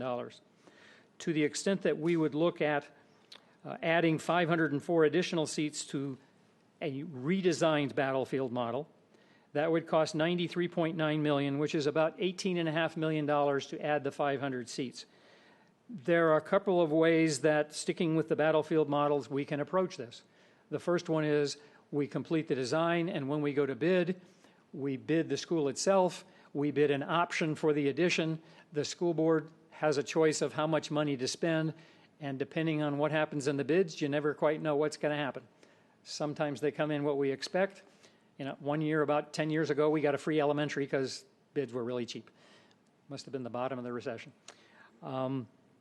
But certainly the other option on that is that would also leave us potentially having designed even the 2053 model we'd leave room out back, specifically design it with the future capability of putting addition on that at some time in the future, which is not something that is practical for the Battlefield models that we have today. They were never designed for it. They were never put on the site that way.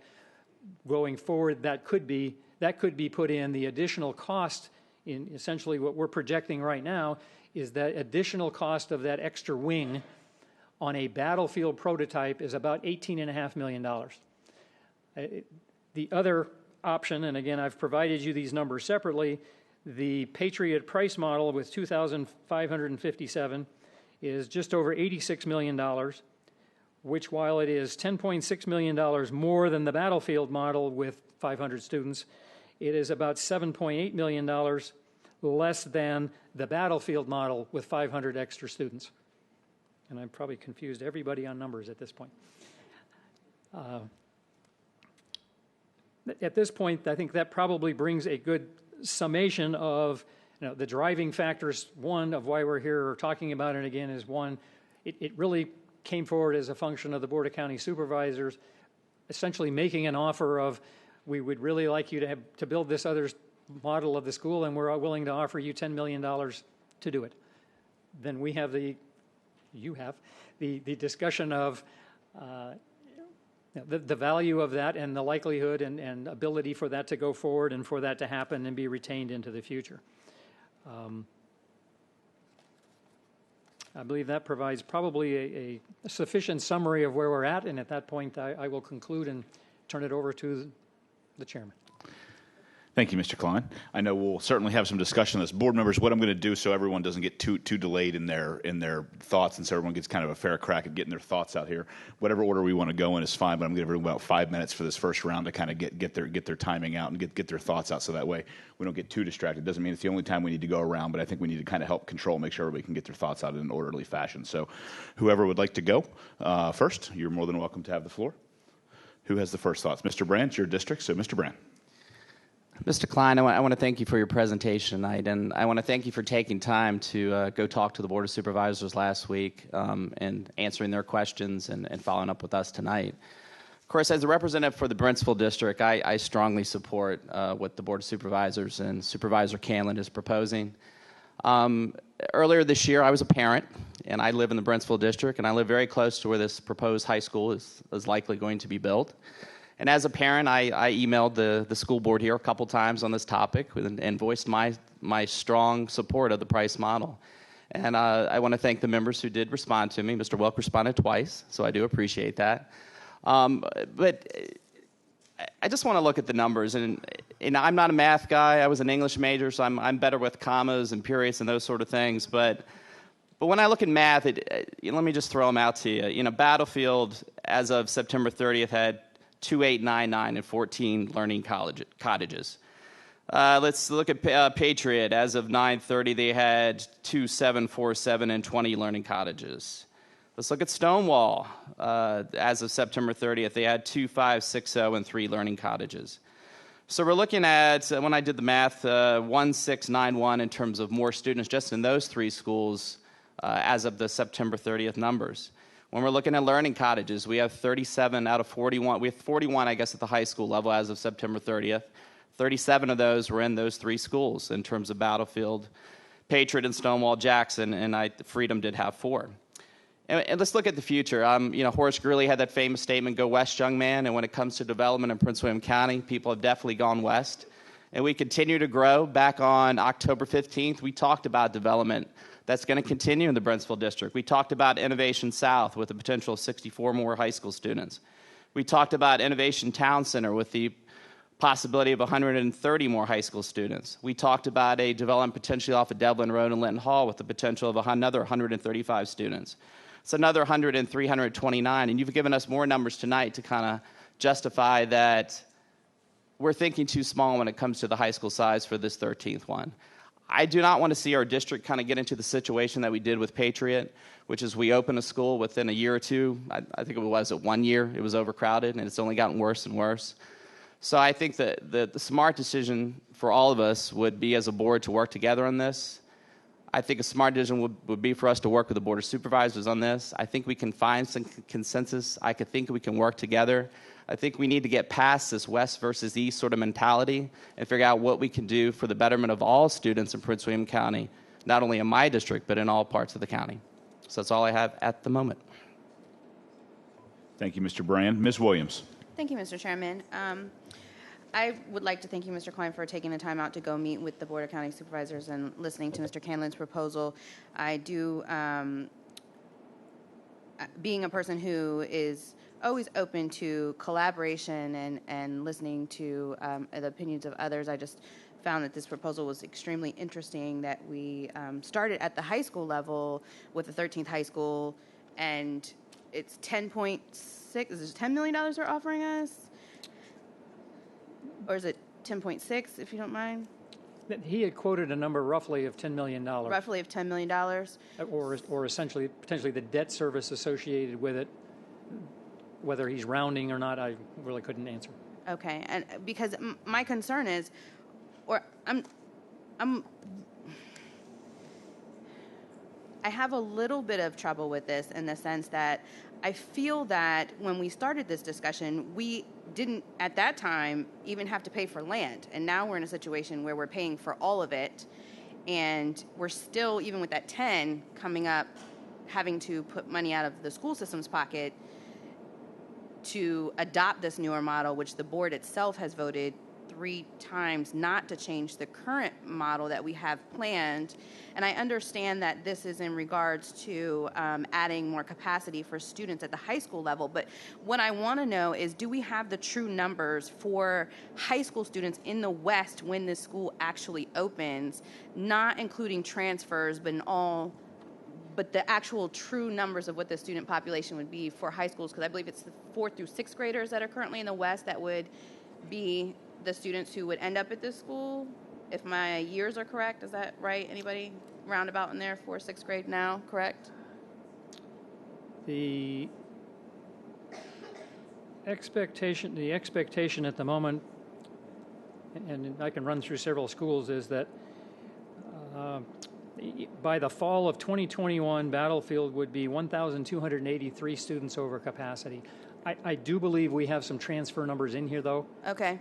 It's because that's probably my a couple of hundred concern. students, but we could. Yeah.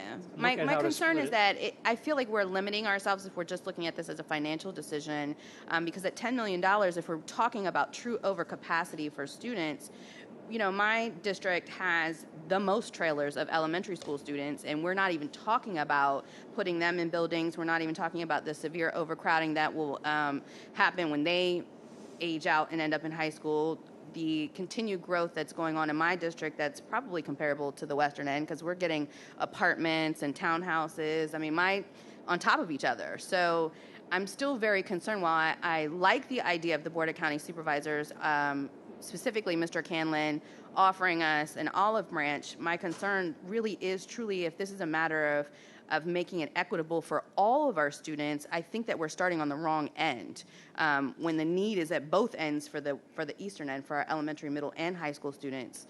I'm also concerned about when we're rolling out our new capacity numbers, the way that we look at how we fill a building, as Mr. Beavers presented to us at the last school board meeting. I'm concerned about how that will affect our overall population, and how we fill a high school later on, and what that means. I'm concerned that we're not talking about boundaries and other ways to solve this. We're just talking about redesign of one high school. And to me, the $10 million, I think we maybe could spend a little bit more creatively if we're really truly thinking about the betterment of all of our students countywide, and not just a school that's been overly discussed multiple times. And, you know, obviously I'm not a fan of this. I've voted consistently no on changing the model, because I think if we're going to do it, we need to do it smarter, not do an addition or not do a hybrid, but really truly do a design for a school that's going to be, as we do say that we build them for 75 years down the road, that's going to meet our educational needs in today's times and in the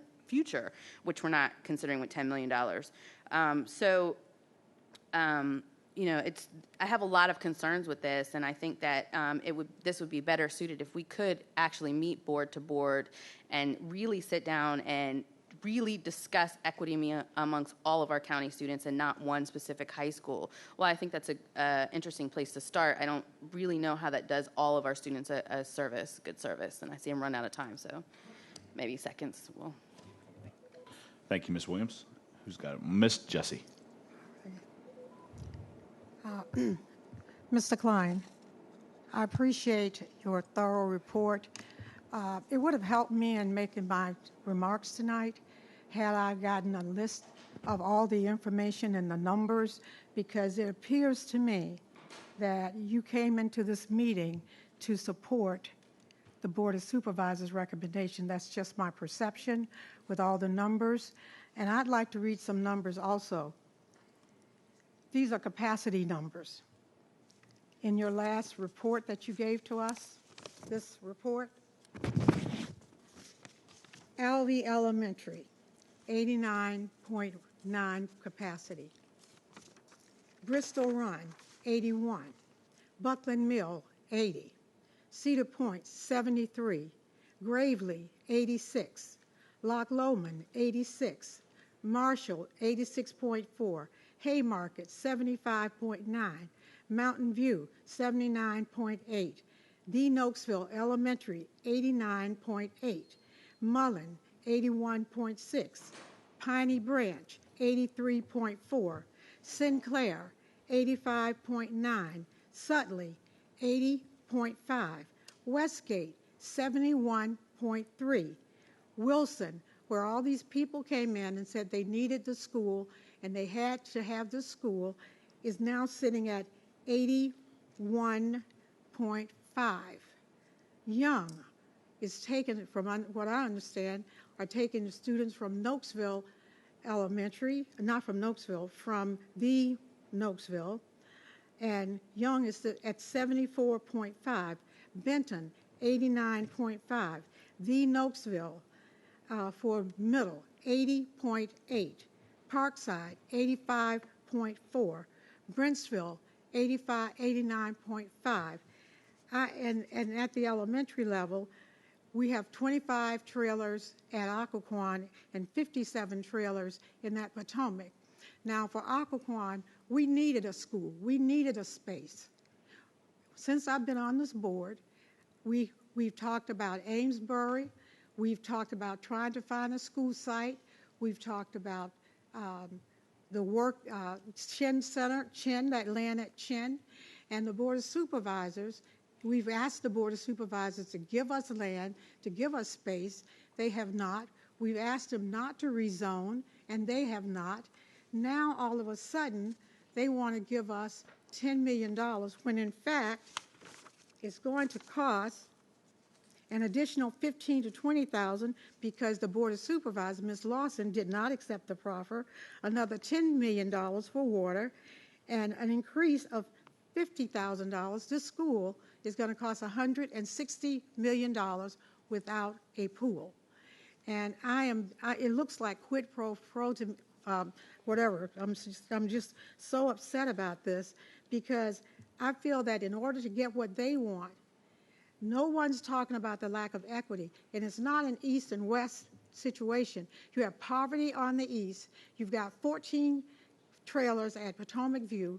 You've got 11 trailers at Marumsco. You have second graders going to bathrooms, and our priority is to build a bigger school at the high school level. And I've really got a serious problem. This is the fourth time this has been before our board, and we have voted it down. We have a code of ethics that says once we make a vote, we have done that vote.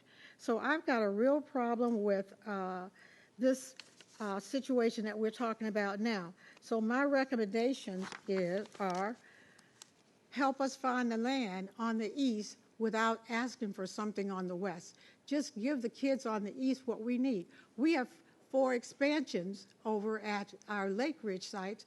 We have had to add an addition. Why can't they add an addition on the west? And if all these 700 students that you're talking about, they're not going to all be going to Battlefield. And I've got a problem with that. Ask them to stop rezoning land and for new housing, although we ask and they continue to do this. We would need to look at smaller land plots, 12 acres or less, to look at so we can meet the needs of our kids on the east.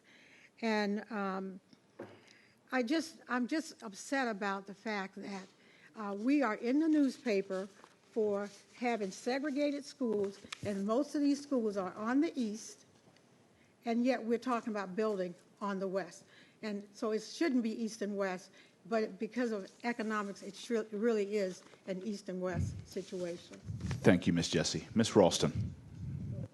Oh, I'm sorry, Mr. Klein. May I respond to a couple?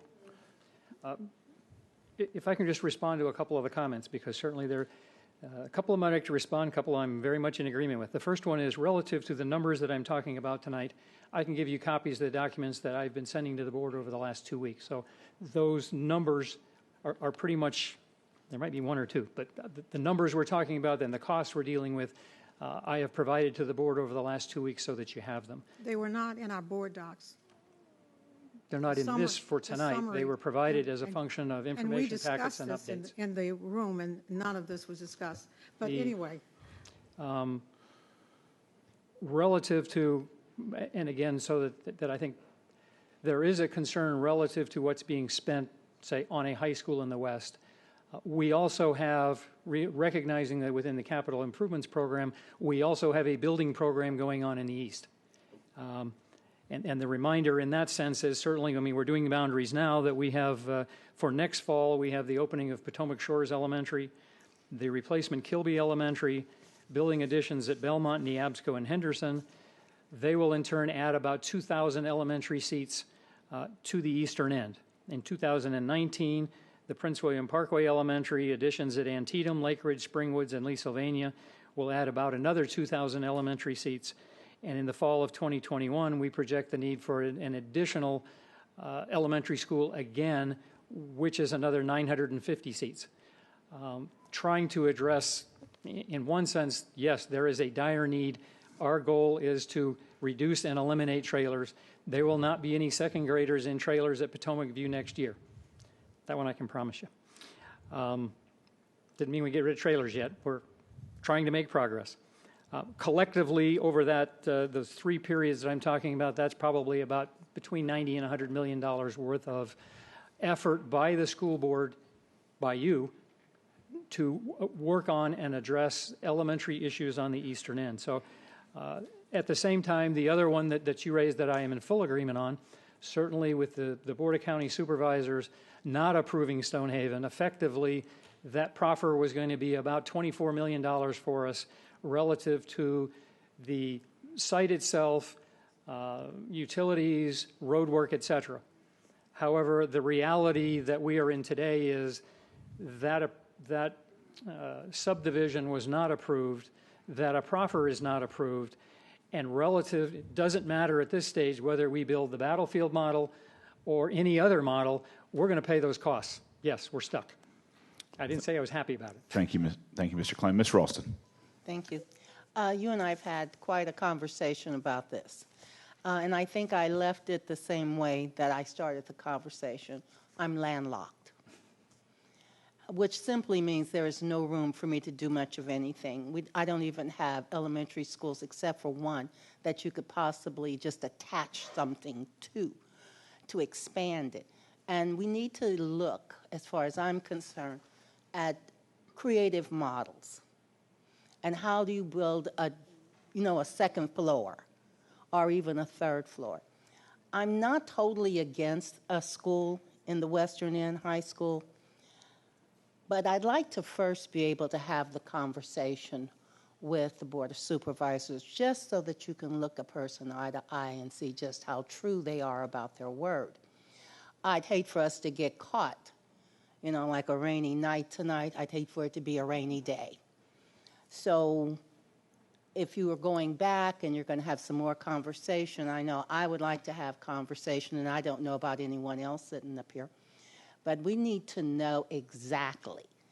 I feel not comfortable, but I feel better with what has been going on last week at the Board of Supervisors. Wait a minute, it's this week.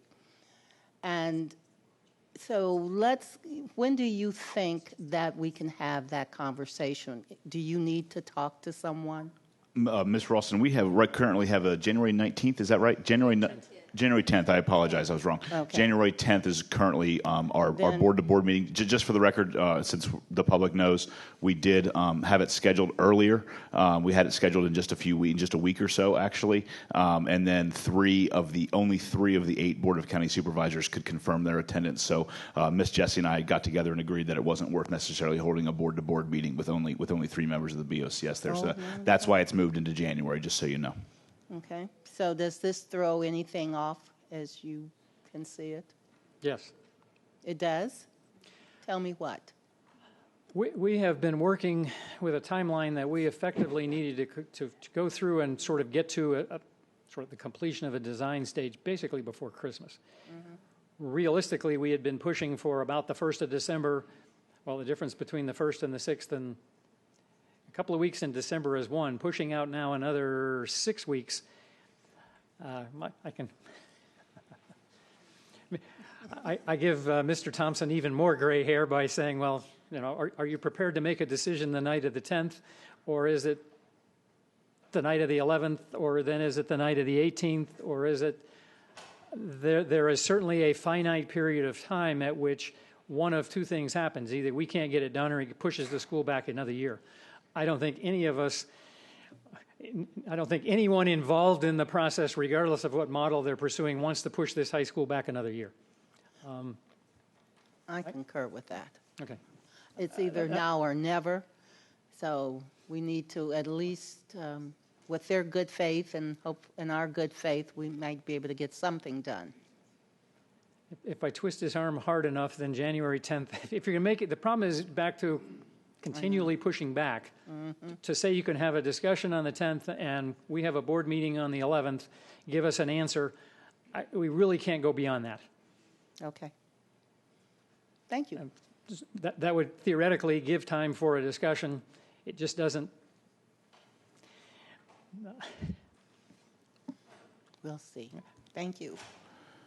Thank you, Ms. Ralston. I think that's everybody to my left, so now it's easy just to look right. Who's up next down this way? Ms. Satterwhite. Thank you, Mr. Chairman. I didn't bring any formal notes tonight, but I've definitely talked about this topic exhaustively before, as everybody knows. Mr. Klein, thank you for the presentation tonight. Thank you for your time with the BOCS. As I have told some of the members of this board previously, I did not know about this BOCS proposal until after it was presented at the BOCS meeting originally by Mr. Canlon. As has been out in the media, as is on the record with our board meetings, I have supported a larger school, whether it's by space with the Patriot design or by capacity with the Price design each time we've had it brought up for a vote. I am extremely concerned about the overcrowding in our schools. Mrs. Jesse made a lot of comments about the current capacity at the elementary schools right now in the Brentsville and Gainesville districts. And the reason we even have the trailers that we have in the East End right now is because they were over in the West End first. And the kids who are currently in high school right now grew up in those trailers in elementary school. We are at those lower capacities now because we have opened so many schools just in the past, let's see, my son is a senior now in high school, just in the past, let's see, I want to say 10 years, because our schools were extremely overcrowded. The building has just gone on and on and on, just like it's going on in the East now, and it's because of past boards seeing what was happening and trying to play catch up that we now have capacity for the students, and we have a little bit more space in elementary school for what's coming. In middle school, we've got the crowding going on again. We still are going to have to catch up with middle school later on. High school, we just simply don't have the space. When you have a building that seats 2,053 students, you can only squeeze in so many extra students before you have to go into the trailers. Now, Battlefield, we have a few more classrooms, I believe. They're smaller than Patriots. I think that's why Patriot has more trailers. It's incredibly crowded. The hallways are narrow. The lunchrooms are very small. Thankfully, in mild weather, the seniors can go out into the small courtyard we have, and they do fill it up, and they do enjoy it. But we don't have room in the Battlefield model for the space we have. And I know that soon, when we are topping 3,000 very rapidly, we will have to go back to the one-way hallways like we did before Patriot opened. Can we do it? Yes, we can do it. And our kids are still going to learn. We have excellent teachers. Many of them on staff were there previously. Now, when it comes to the 13th high school, you know I've advocated for those 500 extra seats. Here's the interesting thing. When we get ready to the 14th high school, okay, we've approved the 13th high school. Currently, we have for the 13th high school, we have the Battlefield High School, Forest Park High School design. Smaller hallways, smaller cafeterias, smaller student spaces. So do you really think it's going to be fair, equitable if we approve the 14th high school to be a bigger high school along the lines of Colgan and Patriot? That doesn't make sense. Why would we go backwards? That was my complaint, my comment when we were getting ready to build this school. Why are we going backwards? Why are we building a school that's not built for what's going to come forward, that doesn't have the space that we need for our students to collaborate, to move around in a classroom? Why are we building a school, the Battlefield High School design, that has classrooms that are 50 square feet, am I getting it right, Mr. Klein? 50 square feet smaller than the average Battlefield classroom?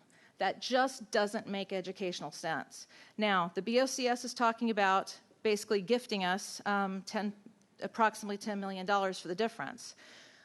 Okay, we know there have been issues between the boards, but let's get past that. Right now, we've got to talk about the students, and I'm not talking about just the 13th high school, I'm talking about all of our students. We know that there's some things on the table for helping the East End. And when it comes down to it, we're not here for us. The BOCS isn't there for them. It's all about the people we serve. It's about our kids. It's about our constituents' kids. It's about the kids that are coming in the future. And we have got to focus on what the needs are for each and every one of our students. And if the BOCS wants to work on it because they've approved all this housing and so we have all these students they brought us, then that's great. Because when it also comes down to it, it's the taxpayer money. And we need to spend it wisely. Mr. Klein mentioned that it would cost over $18 million to build an addition on the battlefield design if we build that for the 13th high school, when the difference between the battlefield design and the Price design is the $10 million. Economically, how does that make sense?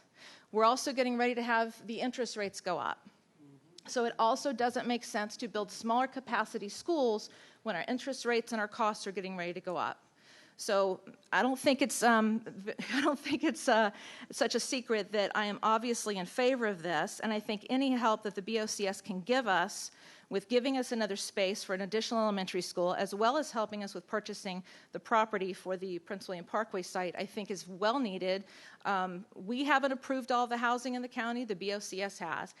Everybody in the county are all of our constituents, and we need to work together because we've got to solve these problems. So those are my 2 cents worth. Thank you, Ms. Satterwhite. Mr. Deutsch. Thank you, Mr. Chairman. I've got a couple of questions. Still trying to figure all this fun stuff out. So we're talking about seats, and we're talking about the future with when we open the 13th high school. We've heard talk about transfer students, but are you telling us that when we get ready to open the 13th high school and then later the 14th high school, then we look at total capacity and total projected students, that we'll have a differential of around 1,000 plus students that we don't have seats for? After we open the 13th high school, we would still have about, keep in mind you're growing as you go, you're adding a capacity, you're also, you're growing back. I'm really dealing in the year before, in a sense. So the year before you open the 13th high school, we would have about 3,200 high school students above capacity. 2 years later, which would be the year before you open the 14th, we would be just over about 2,500 students over capacity division-wide.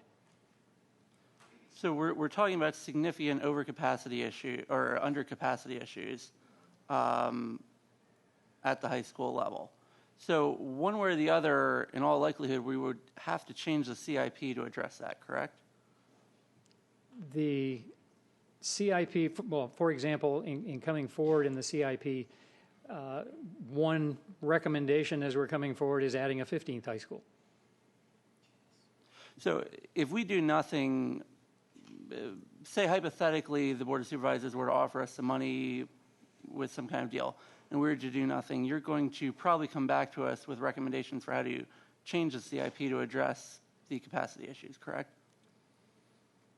We would be looking at, I sort of have 2 options, and I kind of touched on it earlier. One is we would be looking at adding additional high schools further out in the CIP. The other one would also be looking at, even within the context of the battlefield design, what could we have as a potential option and or future, design it so there is ability for a future addition on that particular model, because some future board might want to be able to take advantage of it, where in our current, like battlefield model, there just isn't a very practical way to put an addition on that building. Yeah, we've heard talks about planning for the future and building schools for the future. We've heard talks today of, I think, 3 different designs: a battlefield, the Patriot Colgan, and a Price model. Which design is the most modern design? Well, in a sense, the Patriot and Price model are basically the design we'd be dealing with for Patriot or the Patriot prototype and Price are the same. The difference is just there are an additional 500 and... So both of those would be more modern designs. They are comparable. They were designed in, within the last, 10 years? And the original battlefield design was designed back in 1970-something. Sure. We also heard talk of priority tonight. Have you and your staff been setting up any meetings or attending any meetings relating to elementary schools on the eastern end of the county recently? Like public hearings or boundary meetings or anything like that? We're attending, yes, we are attending boundary meetings in the context of the current ones relative to the list of schools I gave you a minute ago on the eastern end. At the same time, for example, we have a community meeting tomorrow night, I think, with Mrs. Jessie for the addition for Springwoods Elementary. So would it be fair to say we're doing a fair bit of work right now in elementary schools on the eastern end of the county? Well, I would hope CIP-wise we're doing it for the entire county. Sure, but we're doing that as well as part of the CIP. We are pursuing trying to address issues and would it across also the be county, fair to say that where west CIP, is high school and east is elementary. Right. Would it also be fair to say that the CIP is a comprehensive document where we have to try to work on multiple issues at the same time? Correct. All right. It makes a whole lot of sense. Thank you, Mr. Deutsch. Mr. Wilk, any thoughts? You good? Pass? I get a crack.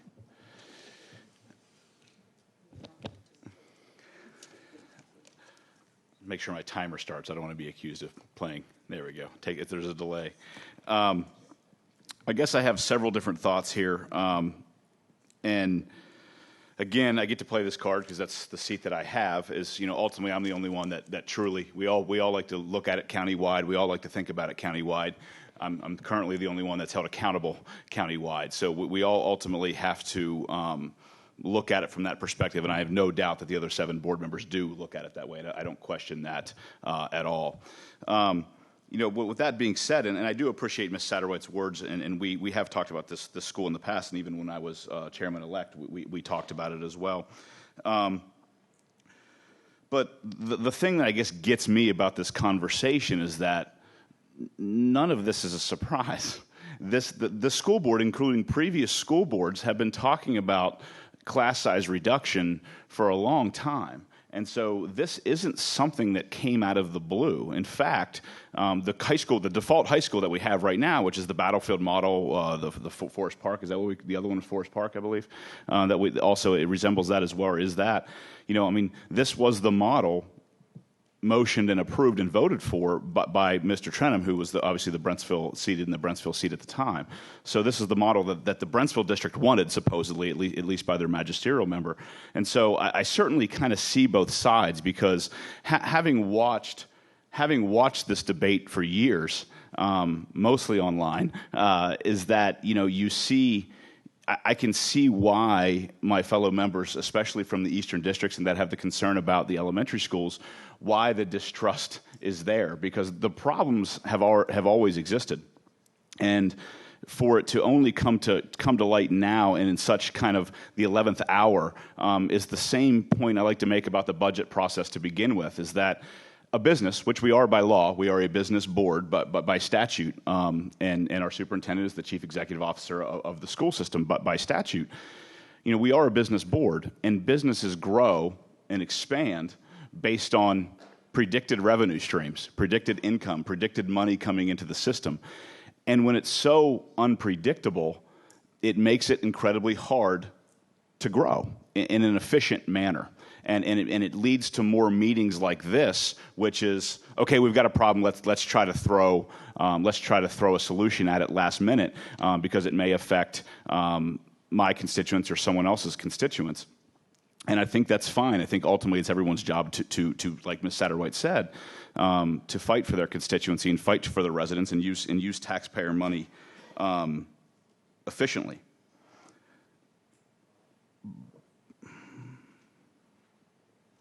Sorry, I'm looking through my notes, make sure I don't miss some of my points. But the thing that I think this falls short on, at least at the discussion level, and I realize there's no official proposal, I think where this falls short is that the $10.6 million is the difference, roughly the difference in construction, but obviously not the difference in land, which we previously discussed. And one of the reasons this school has been pushed back 2 years already by previous boards, because we were waiting to see if Stonehaven would be approved, if the land would be proffered. You know, we have worked with the Board of County Supervisors. We have reduced our surplus, so to speak, whatever words you want to use, the backup. I know we don't like the word surplus, and I apologize, Mr. Klein. The extra money that we carry over from year to year, we ultimately have reduced that significantly, and to the point where we used $1 million of it in the last budget cycle, to agree to use it towards the class size reduction, which the previous year I understand was a grant before this board took office, and this past season when we were on the board was added to the budget cycle and put in there. that money was ultimately given to us, but it was held hostage for a few votes until they were trying to make us promise to do this and promise to do that, although we had already done that through the budget cycle. And so ultimately, as the Fourth Circuit has said eloquently, that it is the school board's job ultimately to decide where money goes. And although I think everyone on this board would love to engage in an in-depth conversation with the Board of County Supervisors on the best way to reduce class sizes in a real way that is a predictable way in which we understand revenues can come in a way that we can reduce class sizes from the Potomac River to Bull Run Mountain, I think it's important that we have that discussion, and I just find it a shame that school board after school board after school board has given this warning saying we need these things, and they only seem to be heeded at the 11th hour when it's a little too late. So with that, I know some people want to go again. We'll cut it down a few minutes this time and go with 3 minutes on the tally board, and we can go from there. So who wants a second crack at it? Miss Jessie. I want to respond to something that Ms. Satterwhite said, like that they had kids in trailers. They had all this new development going on. We have been on the east forever. They are building, the Board of Supervisors has agreed to build townhouses on Featherstone, right in that Potomac district. We asked them not to rezone, and they continue to rezone. They continue to build and build. Now is something that Mr. Canlon wants, and now he wants to give us $10 million, which is really $50 million, a school for $160 million, while we still have second graders going to a bathroom outside.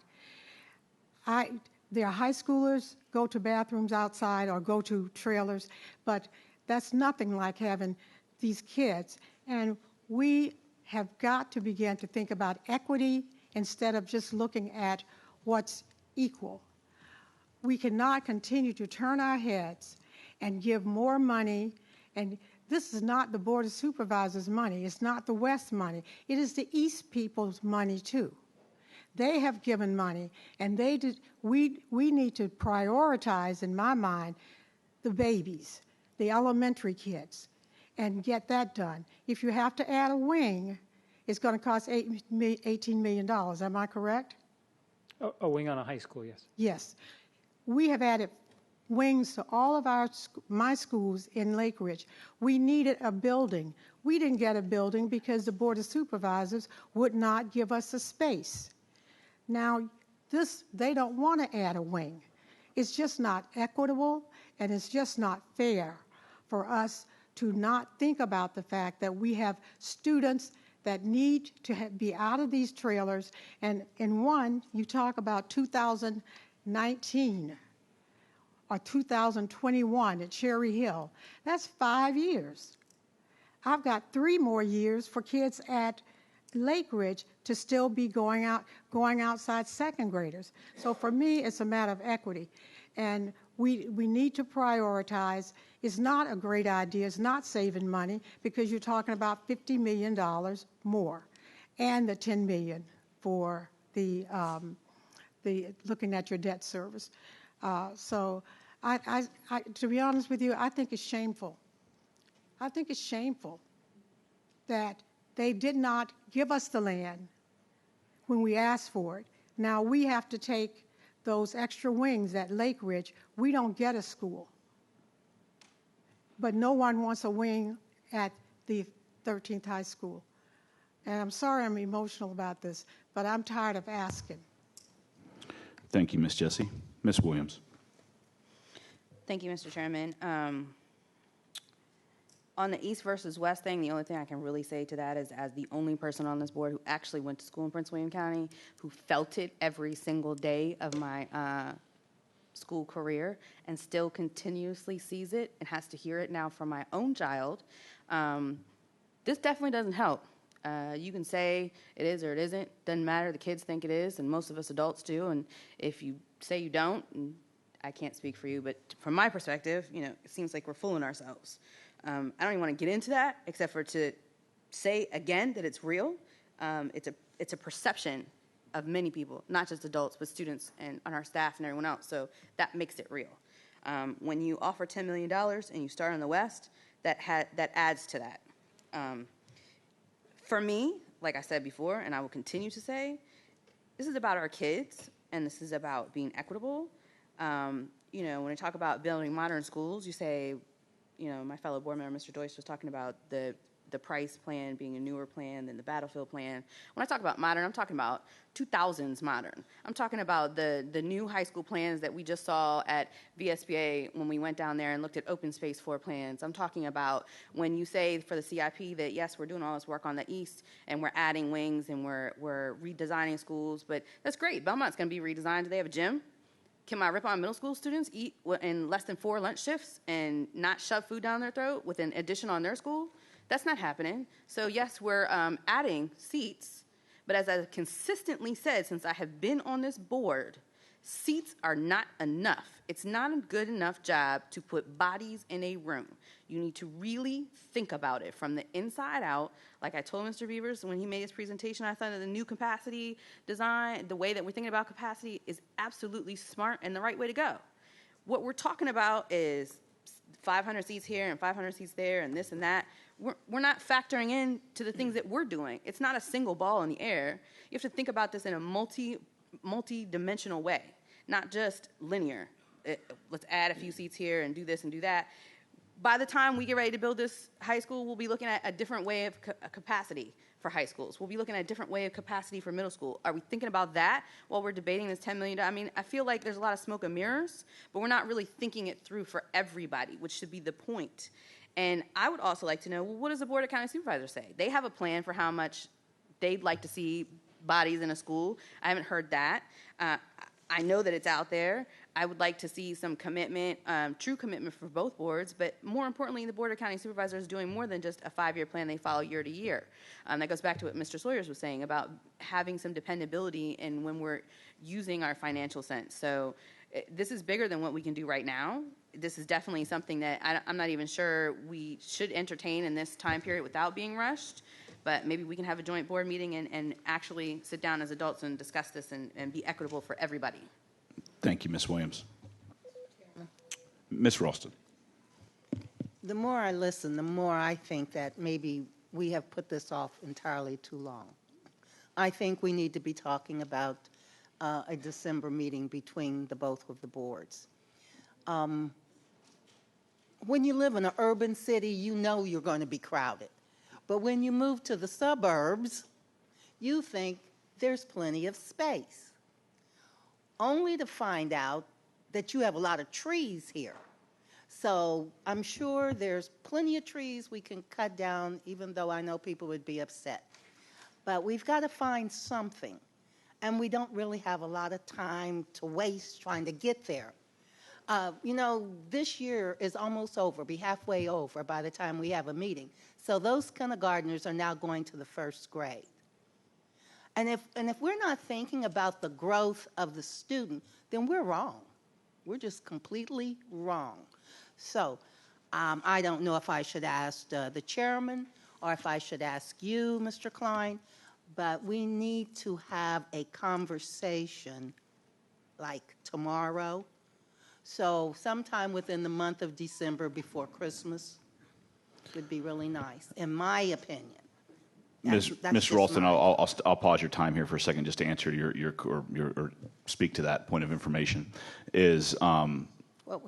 The Vice Chairman and I have worked closely with the Board of County Supervisors to try to get something scheduled in December. As you are aware, this board we moved our schedule forward as to clear space around the winter break as well. So that's kind of off the table for us and honestly for most of them as well. So we have done a lot of that as trying to work things out. Like I said, we set the December 8th date, I believe, and then the BOCS wasn't available for I'm sure, legitimate reasons. Just to match schedules of 16 people is sometimes a difficult thing, especially around the holidays. So we have attempted to do that. In all reality, the date that everyone seems to be available is after the new year. So there has been a strong attempt to do that. I just wanted to give you that for a point of information. That's all. I've heard. Yes, thank you very much. Again, I think that if they are serious, and if we are serious, then, some kind of way we can make things happen. It's like a miracle, huh? So that's what we need to try for. Thank you. Thank you, Ms. Ralston. Mr. Brandt? Clearly, and I guess this is an understatement, this is a very emotional topic, and I just want to let every board member know I'm listening to all your concerns. Lori, next to me, I'm listening to it. I'm hearing what you're saying. Lily, I'm listening to what you're saying. I'm taking it all in. I'm digesting it. But of course, my focus is what's, definitely first, I guess, best for the constituents of the Brentsville District. And I'm also concerned about what's best for the students in all of Prince William County. You guys have brought up some valid concerns in terms of the overcrowding in our elementary schools on the Eastern End. And I love Ms. Ralston's idea, maybe we need to go back to the Board of Supervisors and tell them we can't wait till January. We need to have a topic about this sooner instead of later. Clear your schedules. Let's make it happen. There's a couple things I want to point out. I wish Stonehaven would stop being brought up. It's dead. Let's move on. It's over. I was a strong opponent of Stonehaven. Excuse me for not wanting an extra 1,000+ homes across the street from me, an additional 2,000+ commuters. I didn't want it, okay, so I opposed it. I know that would have been a nice bonus of some free high school land and some nice roads. It didn't happen, so let's move on. Mr. Sawyers, I don't know if I really appreciate you bringing up Mr. Trinham's name.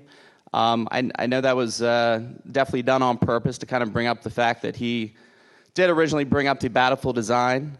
He did, and I think at the time, and I can't speak for him, he's not here to speak for himself. I think he was trying to do what was fiscally responsible for the county, for the school system. So things have changed, people have changed. We're here now, and we have to focus on what's in front of us here tonight. I probably will talk once again once some other people talk, but I'll just come to a close. Thank you, Mr. Brandt.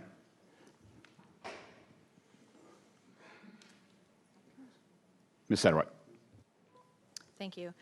I've had a lot of concerns expressed to me from my district because parents who have kids in elementary school are watching carefully now, and they're concerned about where their kids are going to be in school and how crowded the schools are going to be. Parents who will have kids who are pretty sure their kids will stay in Battlefield, who are on the far west end of the county, they said, how are we going to have enough room?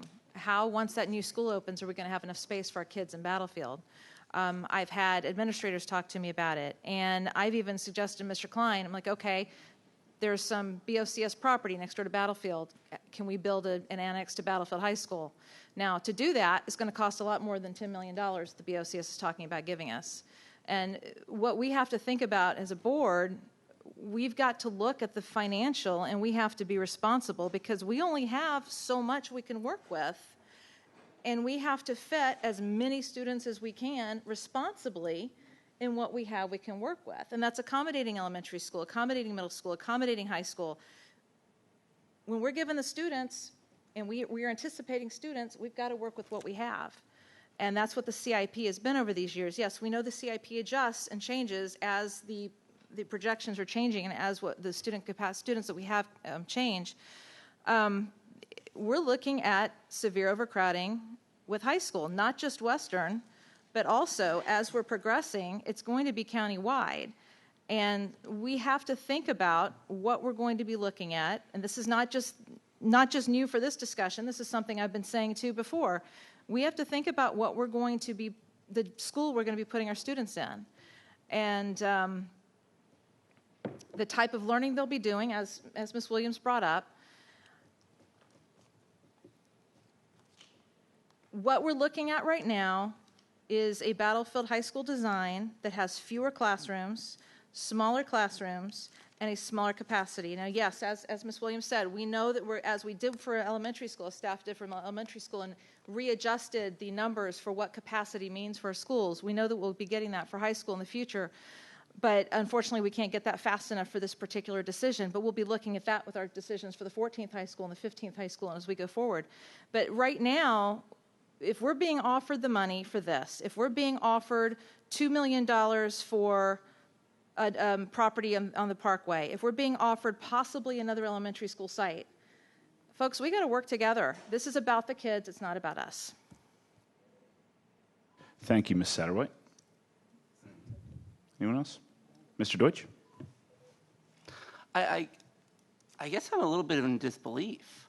I mean, we're here talking about the potential of people wanting to give us millions of dollars, and we're even calling it a shameful act. And we're talking about not wanting the money. And then we move on, and we find out that they're willing to offer us even more to help get us to accept it. So we're kind of in a negotiating position. We're going to be like, well, you want to give us this gift. Here's what we'd appreciate to make it all work out. So let's put something forward, and let's be like, wow, you're willing to offer us a lot. Let's make something that works, and let's go for it.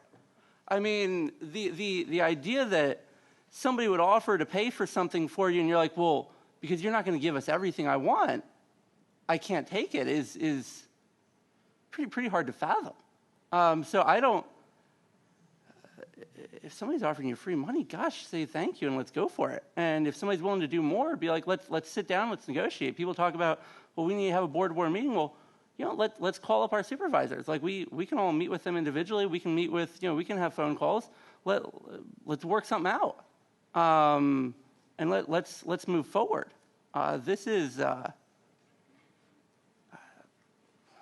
somebody wants to help you out. I'd appreciate it. And we had Mr. Trenum worked very hard to come up with a new design. I know he pushed your staff hard to think differently and stretch. And a lot of work was put into coming up with a new design that was very forward thinking and looking to the future. And seems to be something worth taking advantage of. And I don't know, if that's not a forward enough design, I look forward to the proposals that come forward for what's even better, because there's going to be some pretty awesome proposals. So I don't know. I hope we figure out a way to make this deal work out. Thank you, Mr. Deutsch. Mr. Wilk, still quiet? Gotcha. All right. Just want to make sure I didn't pass up the opportunity. I stare a little long, make sure no one misses their chance. Gotcha. Okay. Well, I will take my 3 minutes here, and then we will move on to superintendent's time. And I'll try to take less. I guess to a degree, Mr. Deutsch, I agree. So write that on the calendar that we agreed. And Mr. Brand, I'm sorry. I'm sorry that you take umbrage, I guess, with what I said. But I'm not apologetic for stating the facts. That's the situation that we found. So. The reality is I think everybody, I don't want to speak for the board, but I would be surprised if anybody on this board said they didn't want the $10 million. I think this board would ultimately say that we would like to determine what we would like to do with it, and which is certainly our constitutional authority, as opposed to having it used as what seems to be a political football, being that even Ms. Satterwhite has said that nobody was aware of this. Nobody knew this was coming. This all of a sudden was just sprung on us, and all of a sudden we're just expected to agree or we don't like our students, I guess. I don't know what the other side would be. I have no doubt that everybody is doing what they think is in the best interest of their constituents. We may disagree on what that may be, but I don't think anybody's out to maliciously harm their constituents or the school district or the county roads or anything that they're in charge of. Reasonable people can disagree on any subject. So, I'm all for every single Board of County Supervisors member has my personal cell phone number. I'm happy to have a discussion at any point in time, just like I did with budget season, and tried to set up personal meetings with every single one of them. But the reality is that we do have this discussion. We have this discussion every budget year. We do it every year. We have this in-depth discussion about it. And the fact of the matter is that we're funded to about $3,100 less per student from Board of County Supervisors money than Loudoun County is. And they have about 13,000 fewer students. And if we had that amount of money and that funding for the difference in students, we'd have about $200 million more per year in our operating budget. So it's not a fact that everybody doesn't agree that there's overcrowding. Certainly where it should be reduced and how it should be reduced and in what rate and what tempo and at what level of school, certainly there's obviously disagreement on this board. So to say that we don't want the money, I think is a bit of a misnomer. I think the school board would gladly take the $10 million and engage in a conversation with the Board of County Supervisors if there's going to be a budget amendment, engage with them after that to say what is the best way to use that. I don't think a board member here would turn that opportunity down. But to say that we're going to take it and then obviously in some ways sets a pretty nasty precedent that we wouldn't want to do, because we know the school system, and Dr. Waltz and his staff knows the school system better than the BOCS. That's why we have the constitutional authority to dictate how the money is spent. And so the Constitution recognizes that as well. So I think the school board would be interested in having the conversation about the $10.8 million or even more. I certainly would like to talk about the cost of the land as well. But at this point, I think it's important that we can have the discussion, but to realize that we have this discussion every year during budget season when we adjust the CIP and move forward. So with that, good, healthy debate, good, healthy discussion. I appreciate my board members and especially Mr. Wilk. I know you shortened the meeting, so I do appreciate your efforts as well. So we will move right along to item 16.01, superintendent's time. Where's the Dr. Waltz, you will not be timed, just so you know. Thank you very much. You'll wish I was. All right, we'll take a bit of a deep breath while we're passing some information down to each board member. Tonight, during superintendent's time, two things will occur.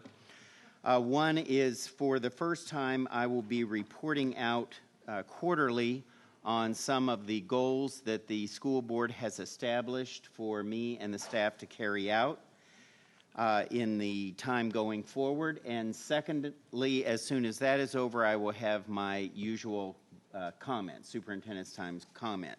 Again, this is simply a presentation, so it's not a question and answer session. It is a reporting out on the goals established by the school board. In the folder that you're receiving, you'll see a set of the slides that are going to be shown for the public, and you also have a backup document that you received prior to November. You received toward the end of November. So basically, you received this document which had a due date, and what the slides and what my presentation is an overview of that document. So it doesn't have near the detail, but if you haven't had a chance to see that, I put it in there in a hard copy. So with that, we'll move forward.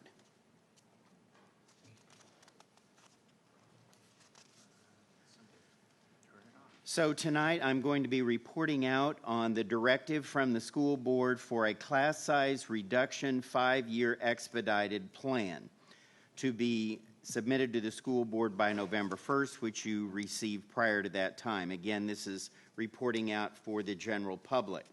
So we'll start off with a bit of a context. In this slide number 2, you can see the progress that we have been able to accomplish over the last few years in terms of how class size has been reduced. So if you look at the yellow arrows, you can see that the 6th grade core classes were reduced across the school division by approximately 3 students, 7th grade core classes, 2 students, Algebra 1 classes by 3 students each, geometry about 2.3, and 9th grade math class averages by about 3 students per class. And then the maximum class size in K-5 was reduced by 1 student at each grade level, and that started with the 2015-2016 school year. So although this was done incrementally over the last 6 years, you can see some pretty dramatic improvements, especially if you're a classroom teacher and you have more time to spend with a smaller number of students. Next slide states the goal that the school board established for me, and number 1 is under mission, vision, and goals. The superintendent works with the local school board to formulate and implement the school division's mission, vision, and goals to promote student academic success. What you're going to see tonight, and these are the exact words provided by the school board in my directive, to provide the school board a comprehensive assessment of the school division's efforts to reduce class sizes and develop an expedited specific 5-year plan with numerical goals and recommendations for appropriate class sizes at different grade levels, identifying the resources needed to reach these goals, financial and otherwise. The plan should also address special education caseloads, alternative education programs, and the effect on and/or availability of technological resources relative to such a plan. So what I shared with you already is that bit of a context of the assessment of where our class size has us to date. Next slide. So I have now broken that paragraph basically down into individual areas. Area 1 you already saw. The next one is the numerical goals and recommendation for appropriate class sizes at the different grade levels and special education caseloads. So what I want to be clear to start with is we used as a benchmark where we were in 2007. In 2007, that's when the budgets started tightening. We had the housing blow up and basically the Great Recession. So just so you understand, what you asked me to do did not include mini school and central office reductions. So what you're going to see tonight is restoring basically the class sizes and then other support services, especially in special education. So it doesn't restore mini school and central office reductions, and it doesn't restore pay scales and benefits. Next slide.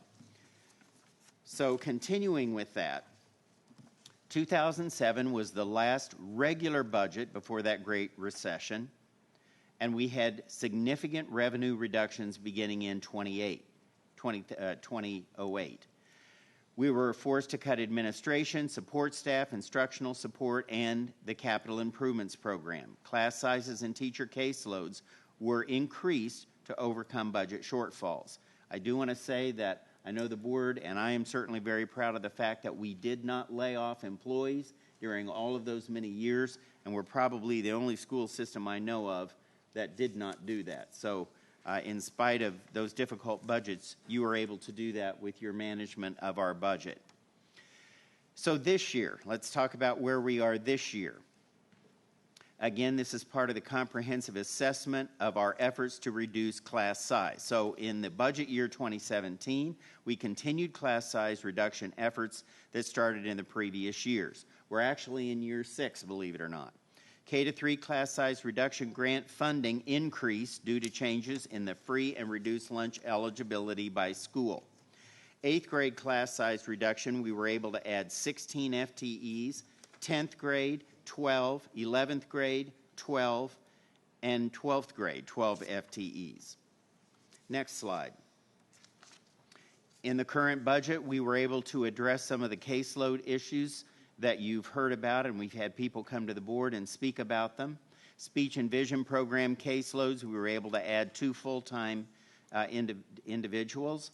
Hearing impaired program caseloads, 1 FTE, and again, an FTE is a full-time equivalent or a full-time specialist or expert or teacher. English language learner class size reduction, 1.1. Gifted education class size reduction, 1.4 positions. And economically disadvantaged and at risk, 12.4 FTEs.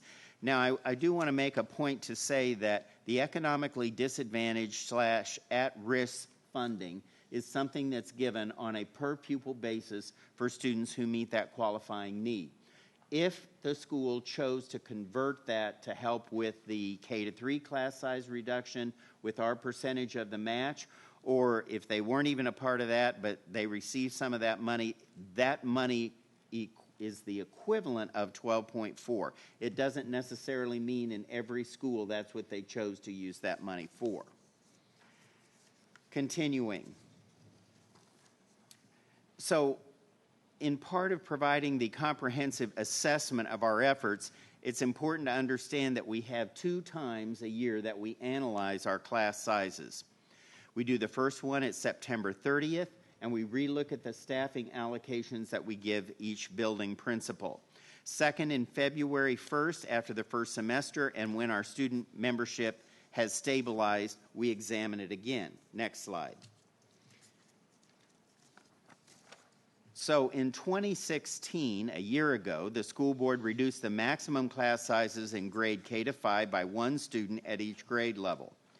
When we did our February analysis in last year, February 2016, we only had 16 sections out of 1,706 division-wide that were above the new cap. So we met the target within less than 1%.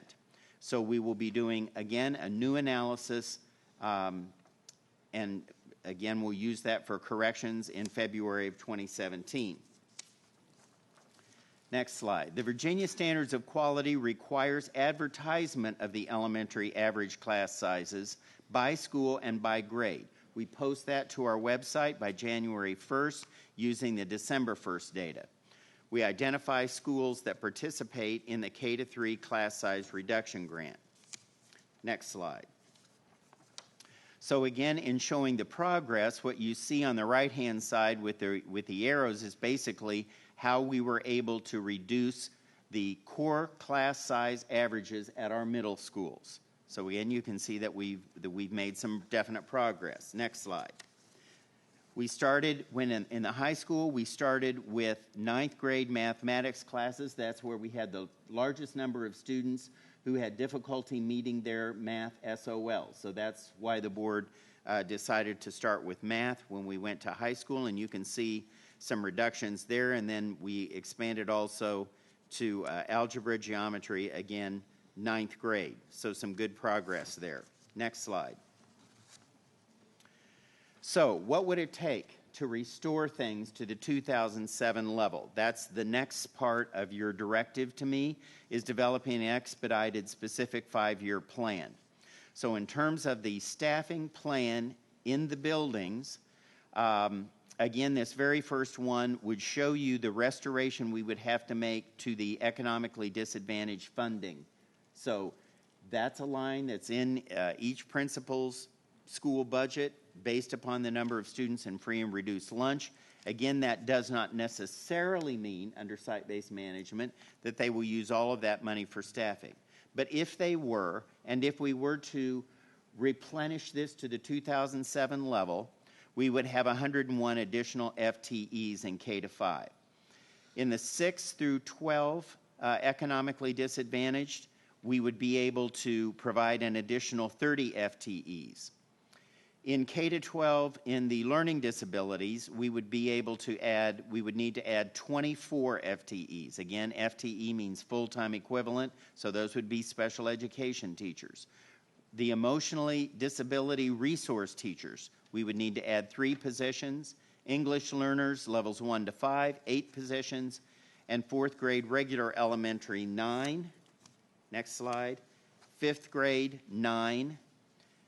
Middle school, 6th through 8th grade, 92 FTEs. Speech and language impaired, we're almost back to where we were in 2002. It'd be 2/10 of a position.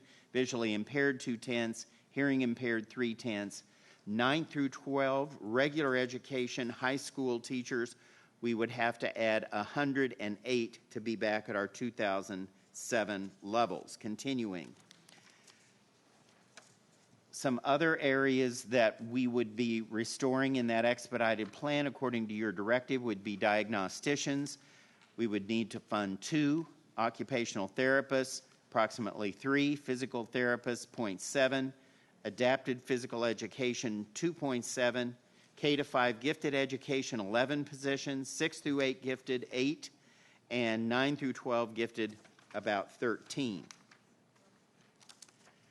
Another part of the 5-year plan was how would this affect the portable classrooms? So if we were to eliminate all portable classrooms, that would be the equivalent of building 2 elementary schools, approximately 6/10 of a middle school, and over another complete high school at a potential cost with sites of $295 million, or almost $300 million.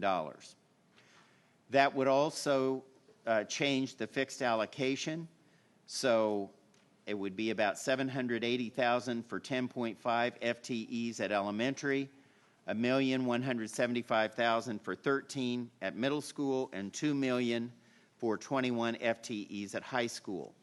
There would also be some additional utility costs if we went to bricks and mortar, about $185,000 at the elementary, $300,000 at middle, and $625,000 at the high school. Continuing, the technology-related needs due to the expedited class size reductions, what would those effects be? The bandwidth equipment, $1.5 million, and by the way, we need that yesterday if we do nothing else. A bandwidth services fee, once we make that change of $1.5 million, we need to start a yearly additional cost of about $720,000. School and central technology support staffing, approximately $3 million. Maintenance and parts, $700 to $800 million annually, and computer refresh, $3 to $3.5 million annually. The next part of your requirements were the plan should also address alternative education programs. Currently, in the 5-year plan, we have set aside, you have set aside in the board's budget, $35.85 million for the new non-traditional school, which is slated to open in January of 2018. And we recently had the groundbreaking for that. There's an expansion of alternative opportunities, will assist class size reductions at regular elementary, middle, and high schools. Now, the research in alternative programs shows that a class size support of about 12 students, 12 to 1 teacher, 15 to 1 in that range. Our projected transportation costs for making sure that these students now have transportation, which has been an issue for some time, especially with new directions, will cost approximately $500,000 a year. And then expansion of night school and virtual high school and increased offerings of Jump Start summer courses are all part of what we're hoping to do with our non-traditional and alternative education programs. Next slide. So what other resources do we need for a consideration in our budgeting if we were to do an expedited plan to get to those 2007 levels? Increase in transportation costs for additional routes, buses, drivers, and attendants. Increase in food services operations and staffing. Increase in staffing associated with decreasing class sizes because that impacts instructional and non-instructional support functions. As class size reduction continues, it also requires, as I mentioned before, additional schools and additional school sites. Continuing, other considerations, human resources would be impacted because of the increase in the number of staffing to recruit, hire, and process.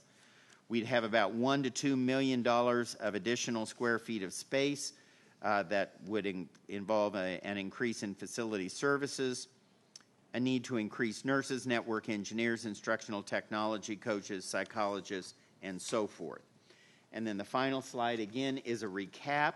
So what you have just heard, if you broke this down into individual sections, is that each and every part of that directive was addressed.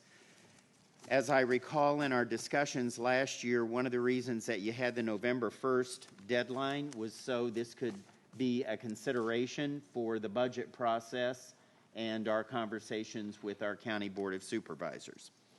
So that completes part one. Actually, part two is not as lengthy, and it's all good news. So talking points for tonight. Our last school board meeting, I announced the Occoquan Elementary School was nominated for a National Title I Distinguished School. Now I'm happy to say that they won that award. They won a national award. So I want to congratulate Principal Hamish Brewer and his administrative team and that entire Occoquan Elementary School, community, staff, students, parents, business partners, community members. The award is based on the achievement of English learners and students receiving special education services, among other criteria, but they were specifically cited for the dramatic improvements in those two areas. So if you'd like more information, you can see we have a story posted on our school division website. Congratulations to Ethan Murphy, choral director at Freedom High School, who has received the Outstanding Early Career Music Educator Award from James Madison University School of Music. Mr. Murphy graduated from Hilton High School and is in his third year of teaching, and again, he's at he's at Freedom now. 5 of our students earned invitations to perform at the annual conference of the American Choral Directors Association in March. That's a big deal to get invited to that national conference, and it's done through blind auditions. This is one of the highest honors for vocalists in the country.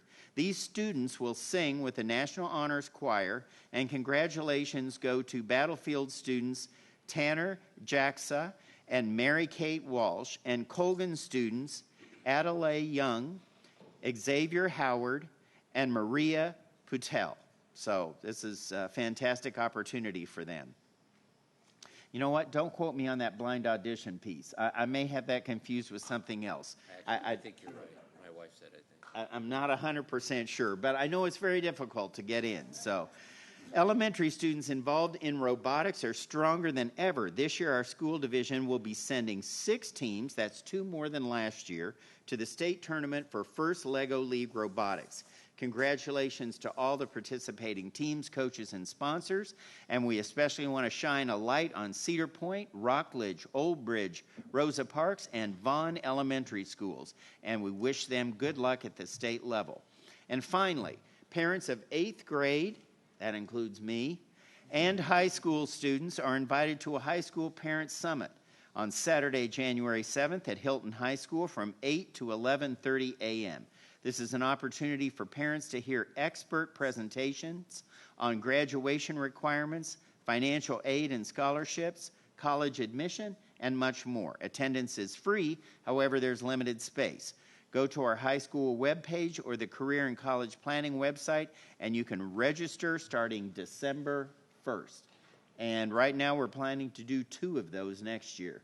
They're so popular and so well received. So again, I will be there, so I will look forward to see some of the other parents of students like our daughter who's coming out of the 8th grade.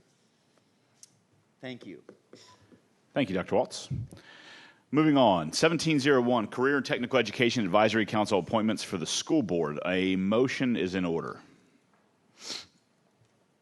Mr. Chairman. Ms. Williams. I move that the Prince William County School Board approve the appointment of 5 individuals to the Career and Technical Education Advisory Council that is effective November 30th, 2016 through June 30th, 2018. Thank you, Ms. Williams. Do I have a second? Mr. Chairman. Ms. Jessie. I second. Thank you. Discussion. Those in favor of the motion, please signify yes by raising your right hand. I'm sorry, to the right. I'm sorry, I look left first. I apologize, everyone to my right. Thank you.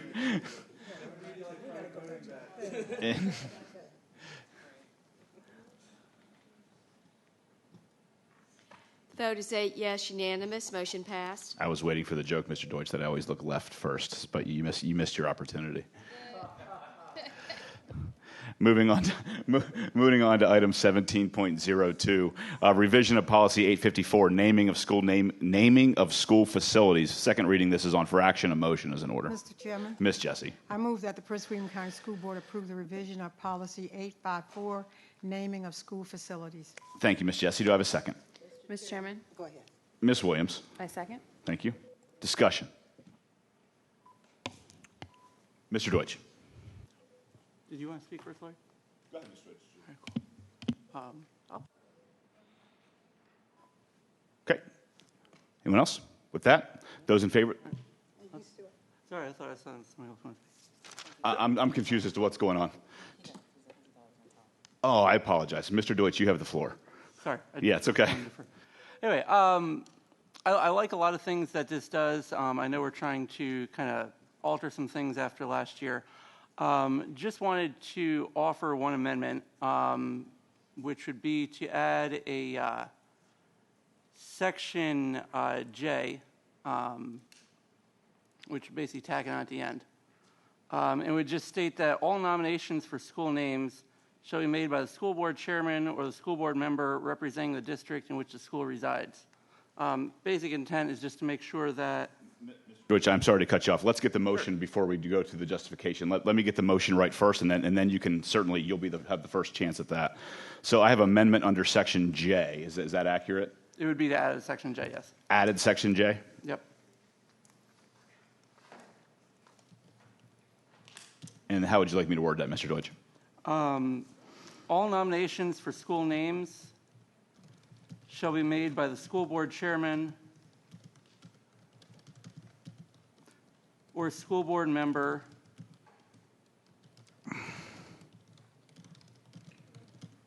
representing the district in which the school resides. Okay, hopefully I got it right, and I don't see any red underlining, so decent. Amendment adding section J, all nominations for school names shall be made by the school board chairman or school board member representing the district in which the school resides. Mr. Deutsch? Correct. Okay. Is there a second to that motion? I second that. Mr. Wilk? Seconds? Discussion, Mr. Deutsch. Yes, thank you. I guess we had a number of things happening last year, and I think the important thing to make sure is that the people making the decisions for naming a school or renaming, because I think this addresses renamings as well, are people who are the representatives of where the school resides. Just to make sure that different people aren't naming schools in other people's districts, and that we're just kind of being respectful, and just to codify that as we go about it. Thank you, Mr. Deutsch. Ms. Williams. I'm just curious, what would be the purpose of having a naming committee then? Is that question? Who was that question? Sorry, the question I guess would be to Mr. Deutsch, since he made the amendment, or he's proposing the amendment. I'm asking, then what would the need be for the naming committee if we added your amendment? Mr. Deutsch? Yeah, the purpose of the naming committee would be to listen to the community, hear feedback, have that forum to take information from the public. But then at the end of the day, the people who are making those calls are going to be the people who actually are accountable for their decisions and representing the people directly impacted. Thank you, Mr. Deutsch. Ms. Williams, you still have the floor if you'd like it. I know you asked a question. Thank you, Mr. Deutsch, for answering that. You didn't have to, but thank you. Ms. Williams? Yes, and then I just wanted to ask Mr. Klein, I guess, because you're standing up there, and maybe we're on the same, we may be on the same wavelength, but I don't know, we'll see.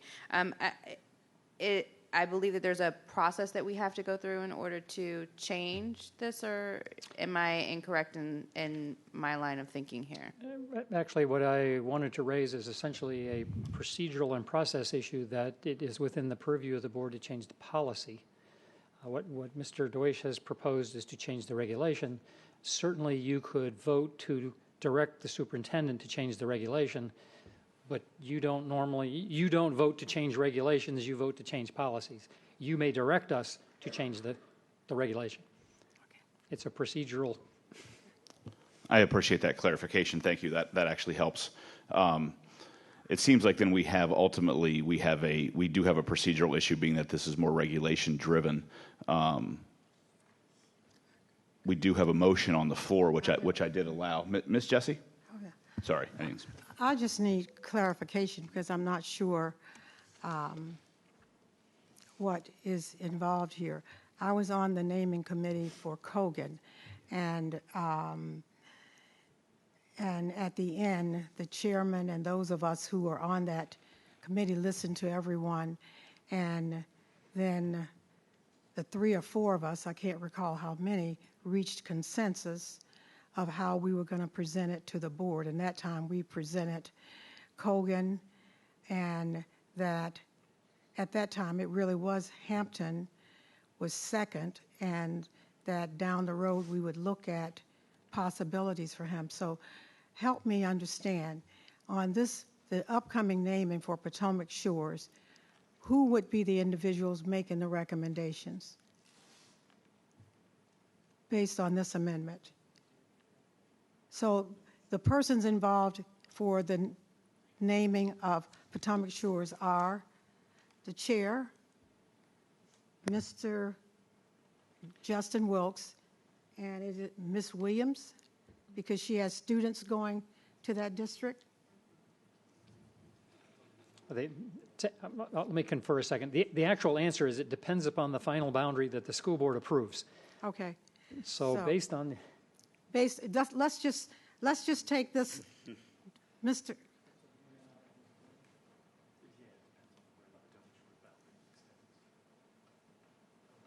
Certainly, depending on the scenario that's adopted, Mrs. Williams may or may not be on that, depending on the extent that boundary goes into her district. But could we play this out? If, let's say it's Ms. Williams. Right.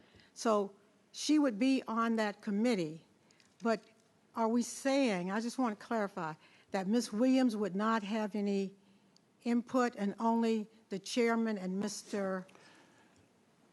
Mr. Wiltz would have the right to make naming? Is that what you're saying? I think his point of information, and Mr. Deutsch, if I'm incorrect, please correct me. I believe what he's saying is, no, everyone can still have an input, but he's saying that the only people that can bring motions to name those schools at the meeting would be the chairman and the magisterial member where the school resides. Is that correct, Mr. Deutsch?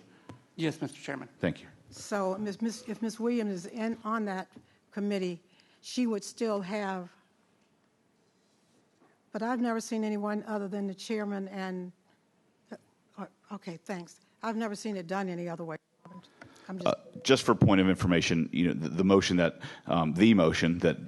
was made when we named and renamed a school all at one time, that was done by Mr. Wilk. He made the original motion, who didn't have what was then Ferlazzo Elementary School or Godwin Middle School at the time. So neither of those schools were in his district. So Mr. Deutsch's proposal would have impacted that. It wouldn't have allowed Mr. Wilk to make that motion because he did not reside in that district. Just for the record.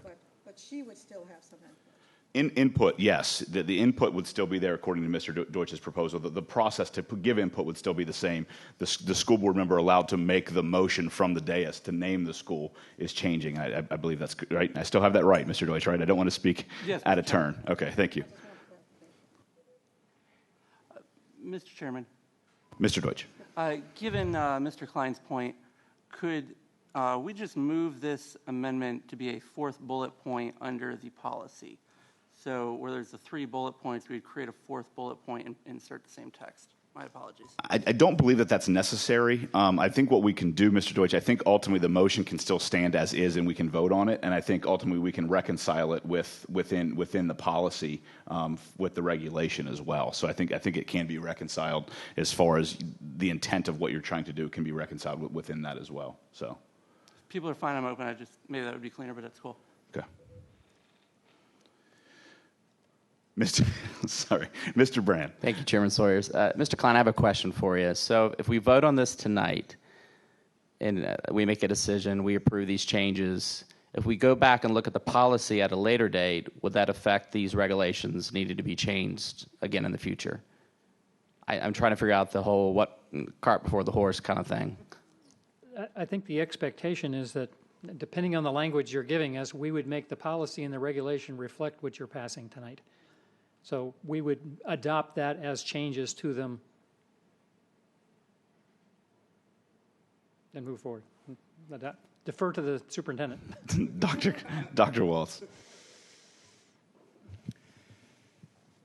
So based on, if that were to pass, that the chair or the persons whose magisterial district, the new school to be named or renamed, resides, if that's the intent of the board, you can pass whatever the amendment is. We will make the change in the policy and the regulation. So just as kind of a review, the policy is really the board's philosophy of what they want to happen. And it's our job, my job, and our staff to make sure that the regulation reflects the intention of the board. So we'll make those automatic changes. Absolutely. And this is a bit of a self-governing motion anyway that way, so it just impacts the board. Ms. Williams? If we're going to do that, then, I mean, I'm a fan of following our own rules. I would like to move that we table the current amendment indefinitely and do it properly, if that's the intent of the board, and just go with the original motion at this time. Let me get that typed in.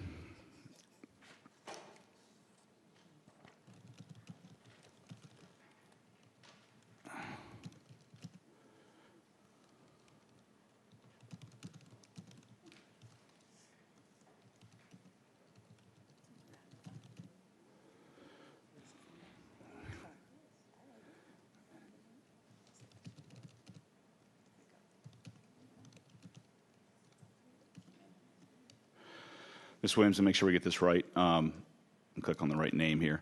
Your motion is that we table the amended motion proposed by Mr. Deutsch indefinitely and vote on the main motion? Okay. Is there a second? I'll second.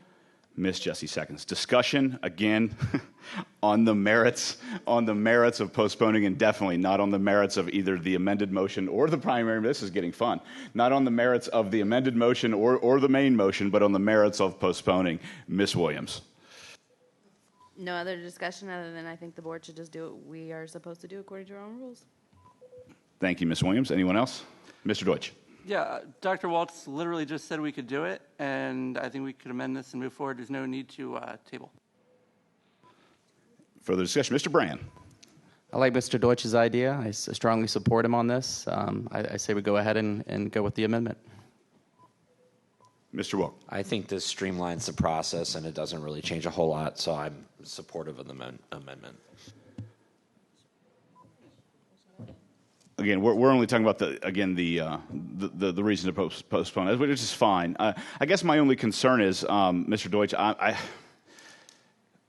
I actually am not opposed to the idea in certain ways, but at the same time, it seems like something that if we wanted to give guidance on changing regulations, we could do with a little further thought. So I guess this is one of those things where I kind of see it from both sides and can't split the vote. But I think at this point I would vote to go ahead and table indefinitely, or excuse me, postpone indefinitely, and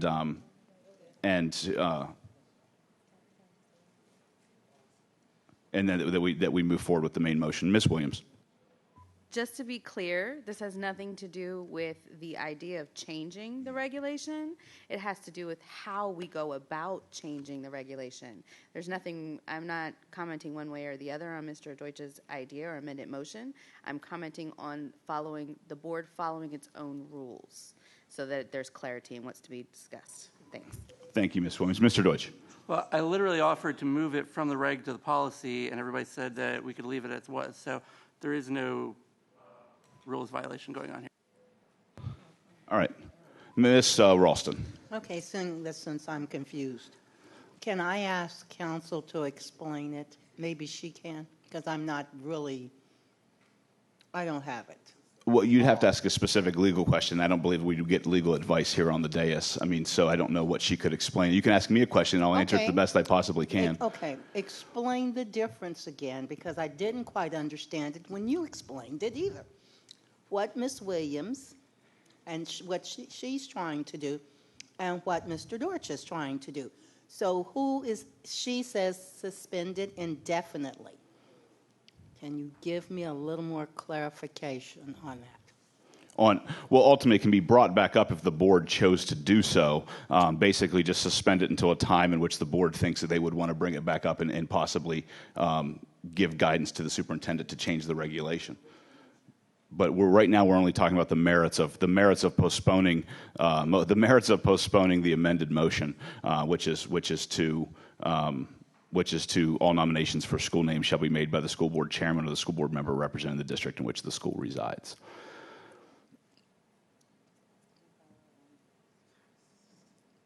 Okay. All right. With that, we'll call the vote on the motion to postpone indefinitely, the motion to postpone indefinitely, that we do not take up the amended motion proposed by Mr. Deutsch and then vote on the main motion. So right now we are only voting on whether or not to postpone the amended motion. We are not voting on the main motion. I'm just making sure we're super clear here. We're not voting on the main motion. We're only voting whether or not we're going to vote on Mr. Deutsch's motion or not. So if you are in favor of postponing indefinitely the amended motion, then you will vote yes. If you are not in favor of postponing Mr. Deutsch's motion, then you will vote no. Okay? All right. Yeah, right? It gets fun. All right. So those in favor of postponing the amended motion indefinitely, please signify yes by raising your right hand. Okay. I've got Ms. Williams, Ms. Jessie, and myself. Those not in favor of the motion to postpone indefinitely, please raise your right hand. Mr. Deutsch, Mr. Wilk, Ms. Satterwhite, Mr. Brand, and those abstaining? Ms. Ralston? You're welcome. Sorry, I'm clicking lots of buttons here. You guys are testing my computer skills here.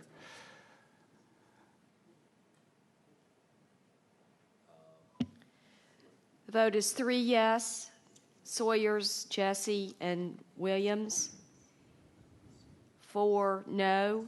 Wilk, Deutsch, Satterwhite, and Brand. 1 abstain. Ralston, motion passed. Okay. Motion failed, I'm Motion sorry. fails. Motion Okay. failed. I'm sorry. No worries. Nothing to be sorry about at can this send me this time. home, Mr. Chairman. No, ma'am. You have to stick around.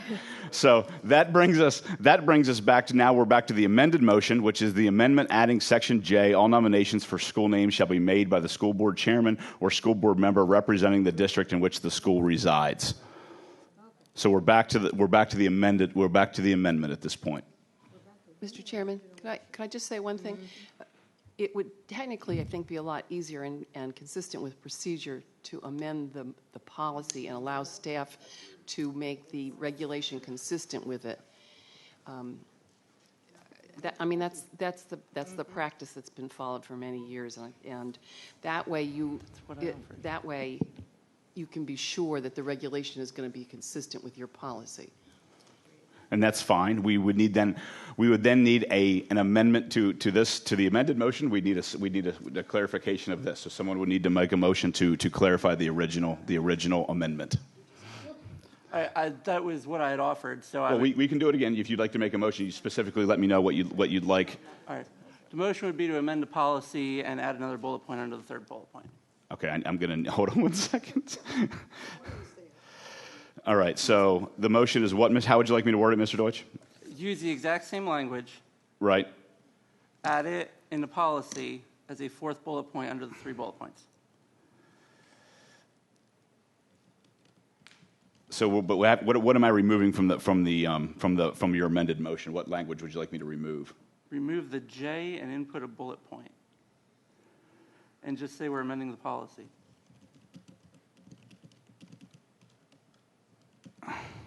Excuse me. So I have the way I have your motion would be again updating your first amended motion that eliminates Section J and add a bullet point to the policy. Is that accurate, Mr. Deutsch? I want to make sure I get it right here. Yes, it would be the fourth bullet point.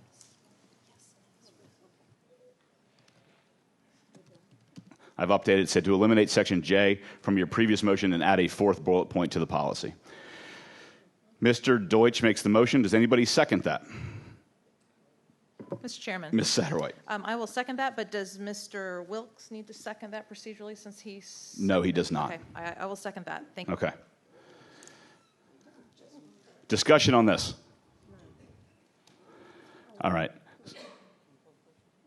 So taking a vote again, just to change the language from the amended motion, that amendment of adding Section J will be eliminated, and it'll be amendment adding a fourth bullet point to the policy. Those in favor of this motion, please signify yes by raising your right hand.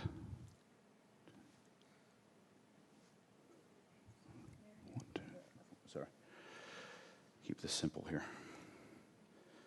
Those not in favor?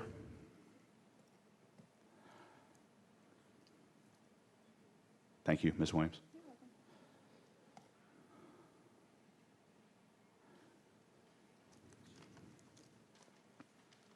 The vote is 7 yes, 1 no. Williams, motion passed.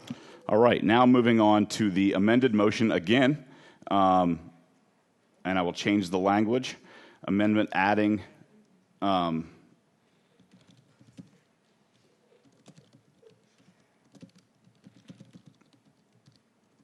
got it. Okay. So now the motion reads, amendment adding a fourth bullet point to the policy. All nominations for school names shall be made by the school board chairman or school board member representing the district in which the school resides. Any continued debate on this? Okay. Those in favor of making this amendment to the policy signify yes by raising your right hand.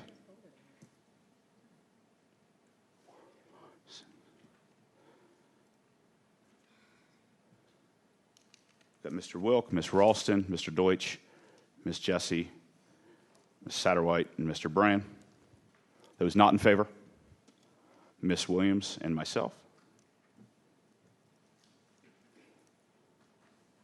Make sure I don't want to click the wrong button right now. I'm sorry. A lot of buttons on this screen. The vote is 6 yes. Wilk, Ralston, Deutsch, Jesse, Satterwhite, Brand. 2 no. Sawyers, Williams. Motion passed. Okay. Now, on to the main motion. That the Prince William, we have to do the main motion. So that was just a vote on the amended motion. So now the Prince William County School Board approved the revision to policy 854, naming of school facilities, with the amended motion included. This is how it is on my screen. We ultimately have, we just voted on the amendment, not the entire thing, because there could be more amendments or whatever. So we only voted on, just to be clear, we only voted on adding one amendment to the policy. So someone, that's why we have to go through it that way. We're now down to the main motion. Any further discussion on the main motion? I just want to say thank you for passage of the amendment, and I support this policy. Ms. Williams. I'm not going to support this because I still believe that we should be following our own procedures and our own rules, and I think that when staff takes time to go through presenting us with information, their changes and our recommended changes, and it's thoroughly discussed, that's the way that we should continue to do things. So I won't be supporting this. Thank you. Again, my concern remains the same, is that ultimately I just think that, we ultimately, with the amended motion in there, we'll be taking essentially some rights away from some board members with not a whole lot of heads up on that. And I just think that's not the best precedent. Again, I don't think the idea itself is terrible, Mr. Deutsch. In fact, I think it's worthy of discussion. I just think that to take nomination rights away from board members, to take rights away from board members as far as whether or not they can make a motion on a particular issue without further discussion, I think is a little fast, although I'm not opposed to the discussion itself. So with that, I won't support it as well. Anyone else? Okay. Miss Jessie. I'm not sure I fully grasp where we are, as I'm sure many people on the board do not. But I am very concerned that we take away rights from board members, because all of us, I have all these attendance areas that are going to be coming in, and I just want to make sure that each person has a right to make a nomination. So I'm a little bit confused by this, but I know that I'm very concerned about the rights of board members to at least make some recommendation or nomination. Thank you. Thank you, Ms. Jessie. Ms. Ralston. I think you, if you don't mind explaining how it takes away the authority from the member that represents that district. Now, let me see if I understand what has been said thus far.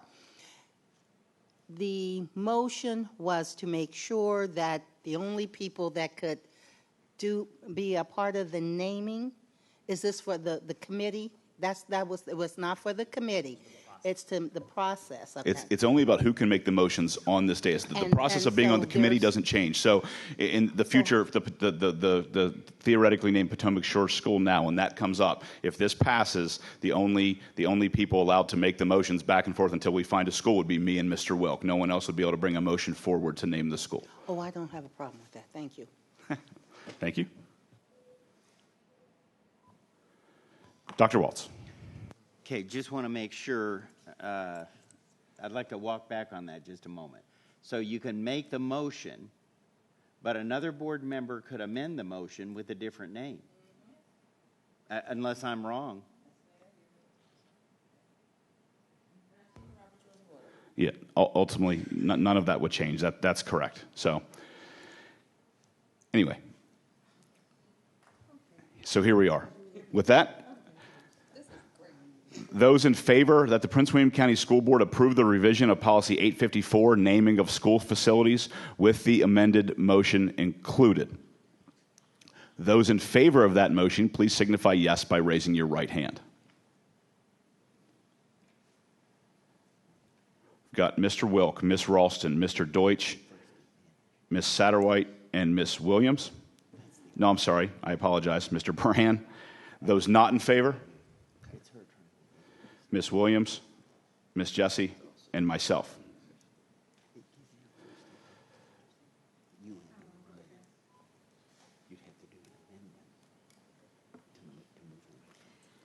The vote is 5 yes, 3 no, motion passed.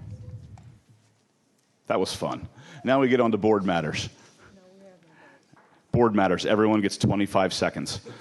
Oh. Mr. Wilk. I'll be quick. It was kind of a low key with Thanksgiving and everything. But enjoyed attending the first boundary meeting for the Eastern End for the development of the new elementary school in the Potomac District. The other one is coming up. When is it? It's next Thursday. And so, is it Thursday? Okay. Yes. Okay. At Freedom. Good. Oh, I will be home. I was worried because on Wednesday I'm going to a superintendent's conference in Kentucky. That'll be fun. Get to learn about the newest innovative things that are happening there. Woo!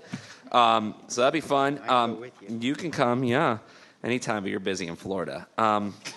And so also Thanksgiving was great. Had a great time, stayed local with the family. I was so bored that on Sunday I went out and knocked on about 100 doors and talked to residents in Henderson about the boundary changes and had a good time. No, not on Thanksgiving Day. Sunday after. No, yeah, I'm sure they would have loved to see me. Even Lions fans. So yeah, but that's it. Thank you. Thank you, Mr. Wilk. Mr. Deutsch.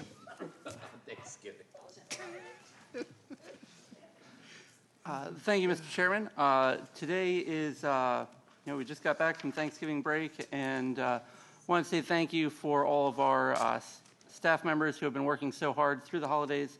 And as everybody looks forward to wrapping up this semester, I also want to give a shout out to the students that came forward from Pennington with the We the People program. They did an excellent job last year, and looking forward to seeing what they do this coming year. Thank you, Mr. Deutsch. Ms. Satterwhite. Thank you, Mr. Chairman. I want to thank the students who came out from Ronald Reagan Middle School and Mr. Buckfa from archery and also from Battlefield High School. It was great to have them here tonight and hear the presentation. I know I learned a lot about what they're doing and what the program involves, and I appreciate their taking the time to come out here tonight. As I mentioned last meeting, Battlefield High School did have a suicide awareness conference. I want to thank the folks at the Gainesville Professional Counseling Center for providing the presentation. It was excellent. It was very comprehensive. The materials have been provided on the Battlefield High School Battlefield High School Counseling page on the website, and I want to thank them for sharing the resources with all of us.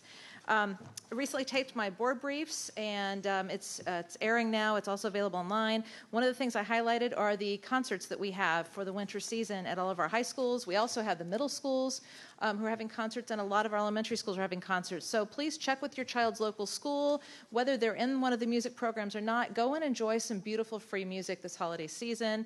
And high school, we have the chorus, we have band, we have orchestra. The programs are fabulous. It's free. Some of the organizations are doing fundraisers for charity. For example, I believe it is the chorus of Battlefield is collecting canned foods for food drive.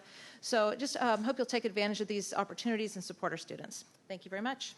Thank you, Ms. Satterwhite. Ms. Jessie.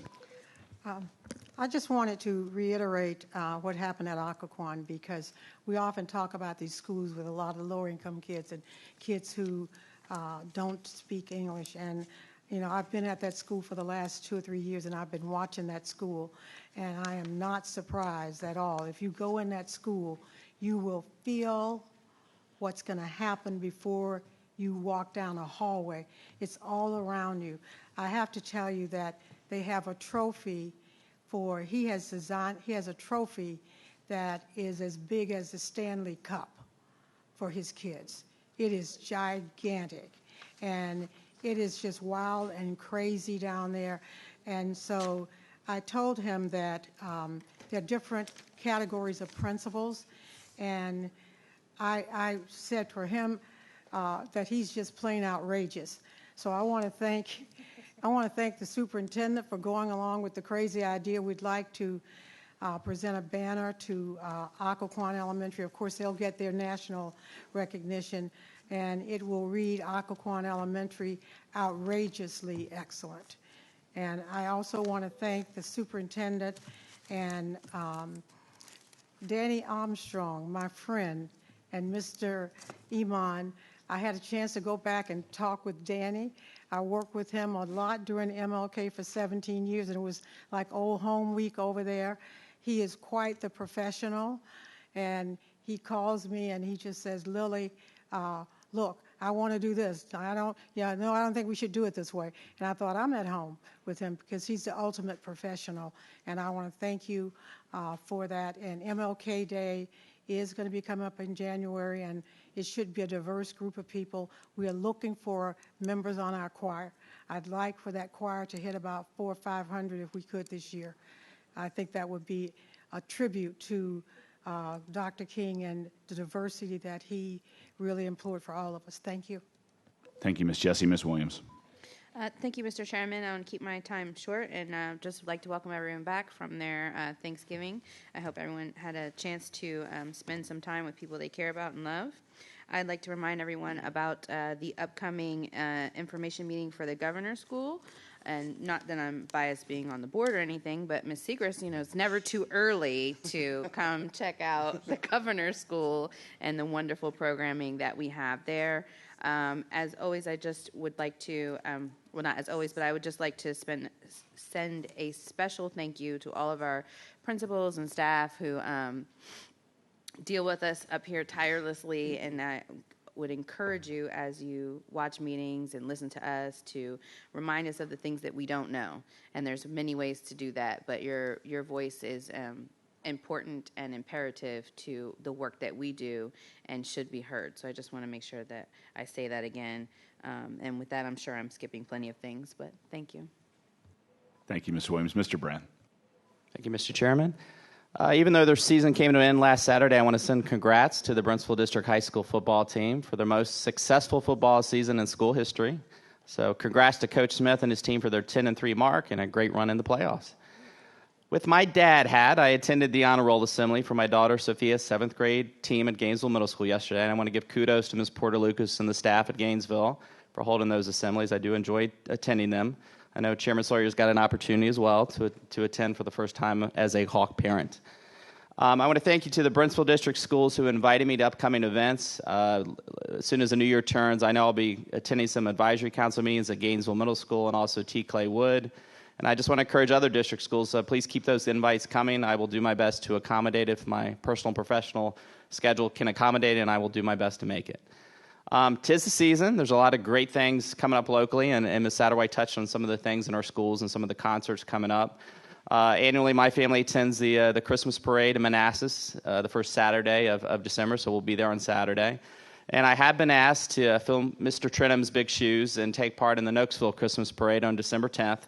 So that should be quite an experience, and so I'm going to have to definitely give him a call and figure out the best waving techniques, since I'm not an expert at being in parades, but I know definitely he can help me out with that. Thank you. Thank you, Mr. Brand. Ms. Ralston. Thank you.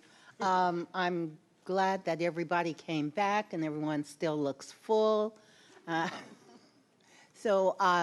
if you know of people that have warm coats, we're doing a warm coat drive.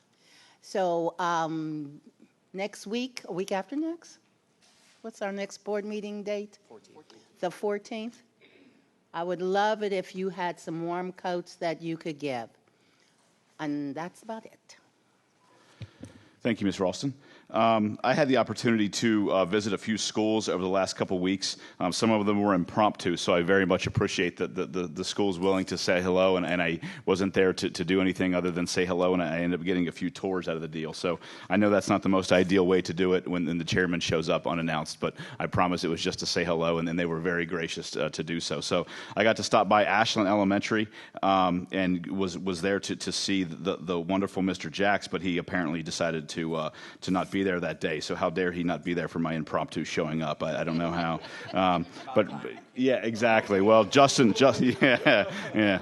So he's great. I got a tour from Mr. Lucchiotti. He gave me a tour of the school. They do some wonderful things there. And I was there, and I met a young girl who she came up and gave me a big hug, and I actually had on my I normally have on the American flag pin as well, and I bought a handful of those when I was at the LBJ Museum in Austin, Texas this summer, and so I keep those on my lapel pins, but she loved it so much that, let's face it, I'm a sucker, and that's why I no longer have an American flag pin. So she has one, and she got to keep it, and it it was a good experience, and I got to tell her about LBJ and his influence on public education. But I also got to stop by Loch Lomond and get a tour from Principal Worley as well. They have a wonderful school there in the Manassas area, and she introduced me, I think, to every single person in their school system, in their entire school, and it was wonderful. Everybody was very gracious and very polite, and it was wonderful to see all the students moving around.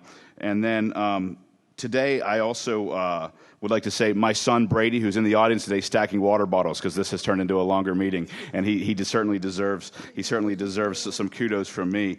He wanted to see civics in action here today, so he got to see it, and he now probably can do Robert's Rules of Order after our discussion. So I appreciate Mr. Deutsch testing me on not only my Robert's Rules, but also my use of the computer system when the layers start to pop up on my screen.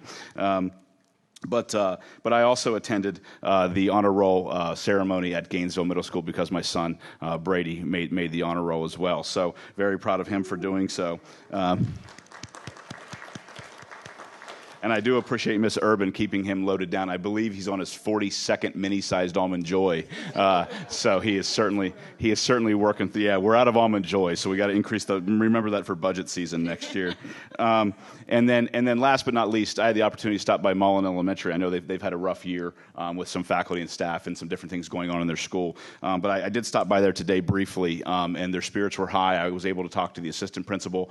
And then if you didn't know, it was pouring down rain today. So I also got what we call kiss and ride at our school, but I believe at Mullen they call drop and go. At least that's what the sign says, and I like that one better. And it's more efficient. And so anyway, I got put on. I ended up unloading kids out of cars for a good 45 minutes, and my umbrella partially worked, but it was well worth it because I didn't do nearly as good a job as those teachers did, and they were amazing getting those kids out of the cars in the driving rain. So it's certainly a task that needs to be done and is underappreciated. So standing out in the rain and getting kids out of cars isn't certainly what you think of when you go to college to get your degree for education, but it's certainly a necessary task, and I appreciate that they do it extremely well. So with that, and no further business before this board, this meeting is adjourned.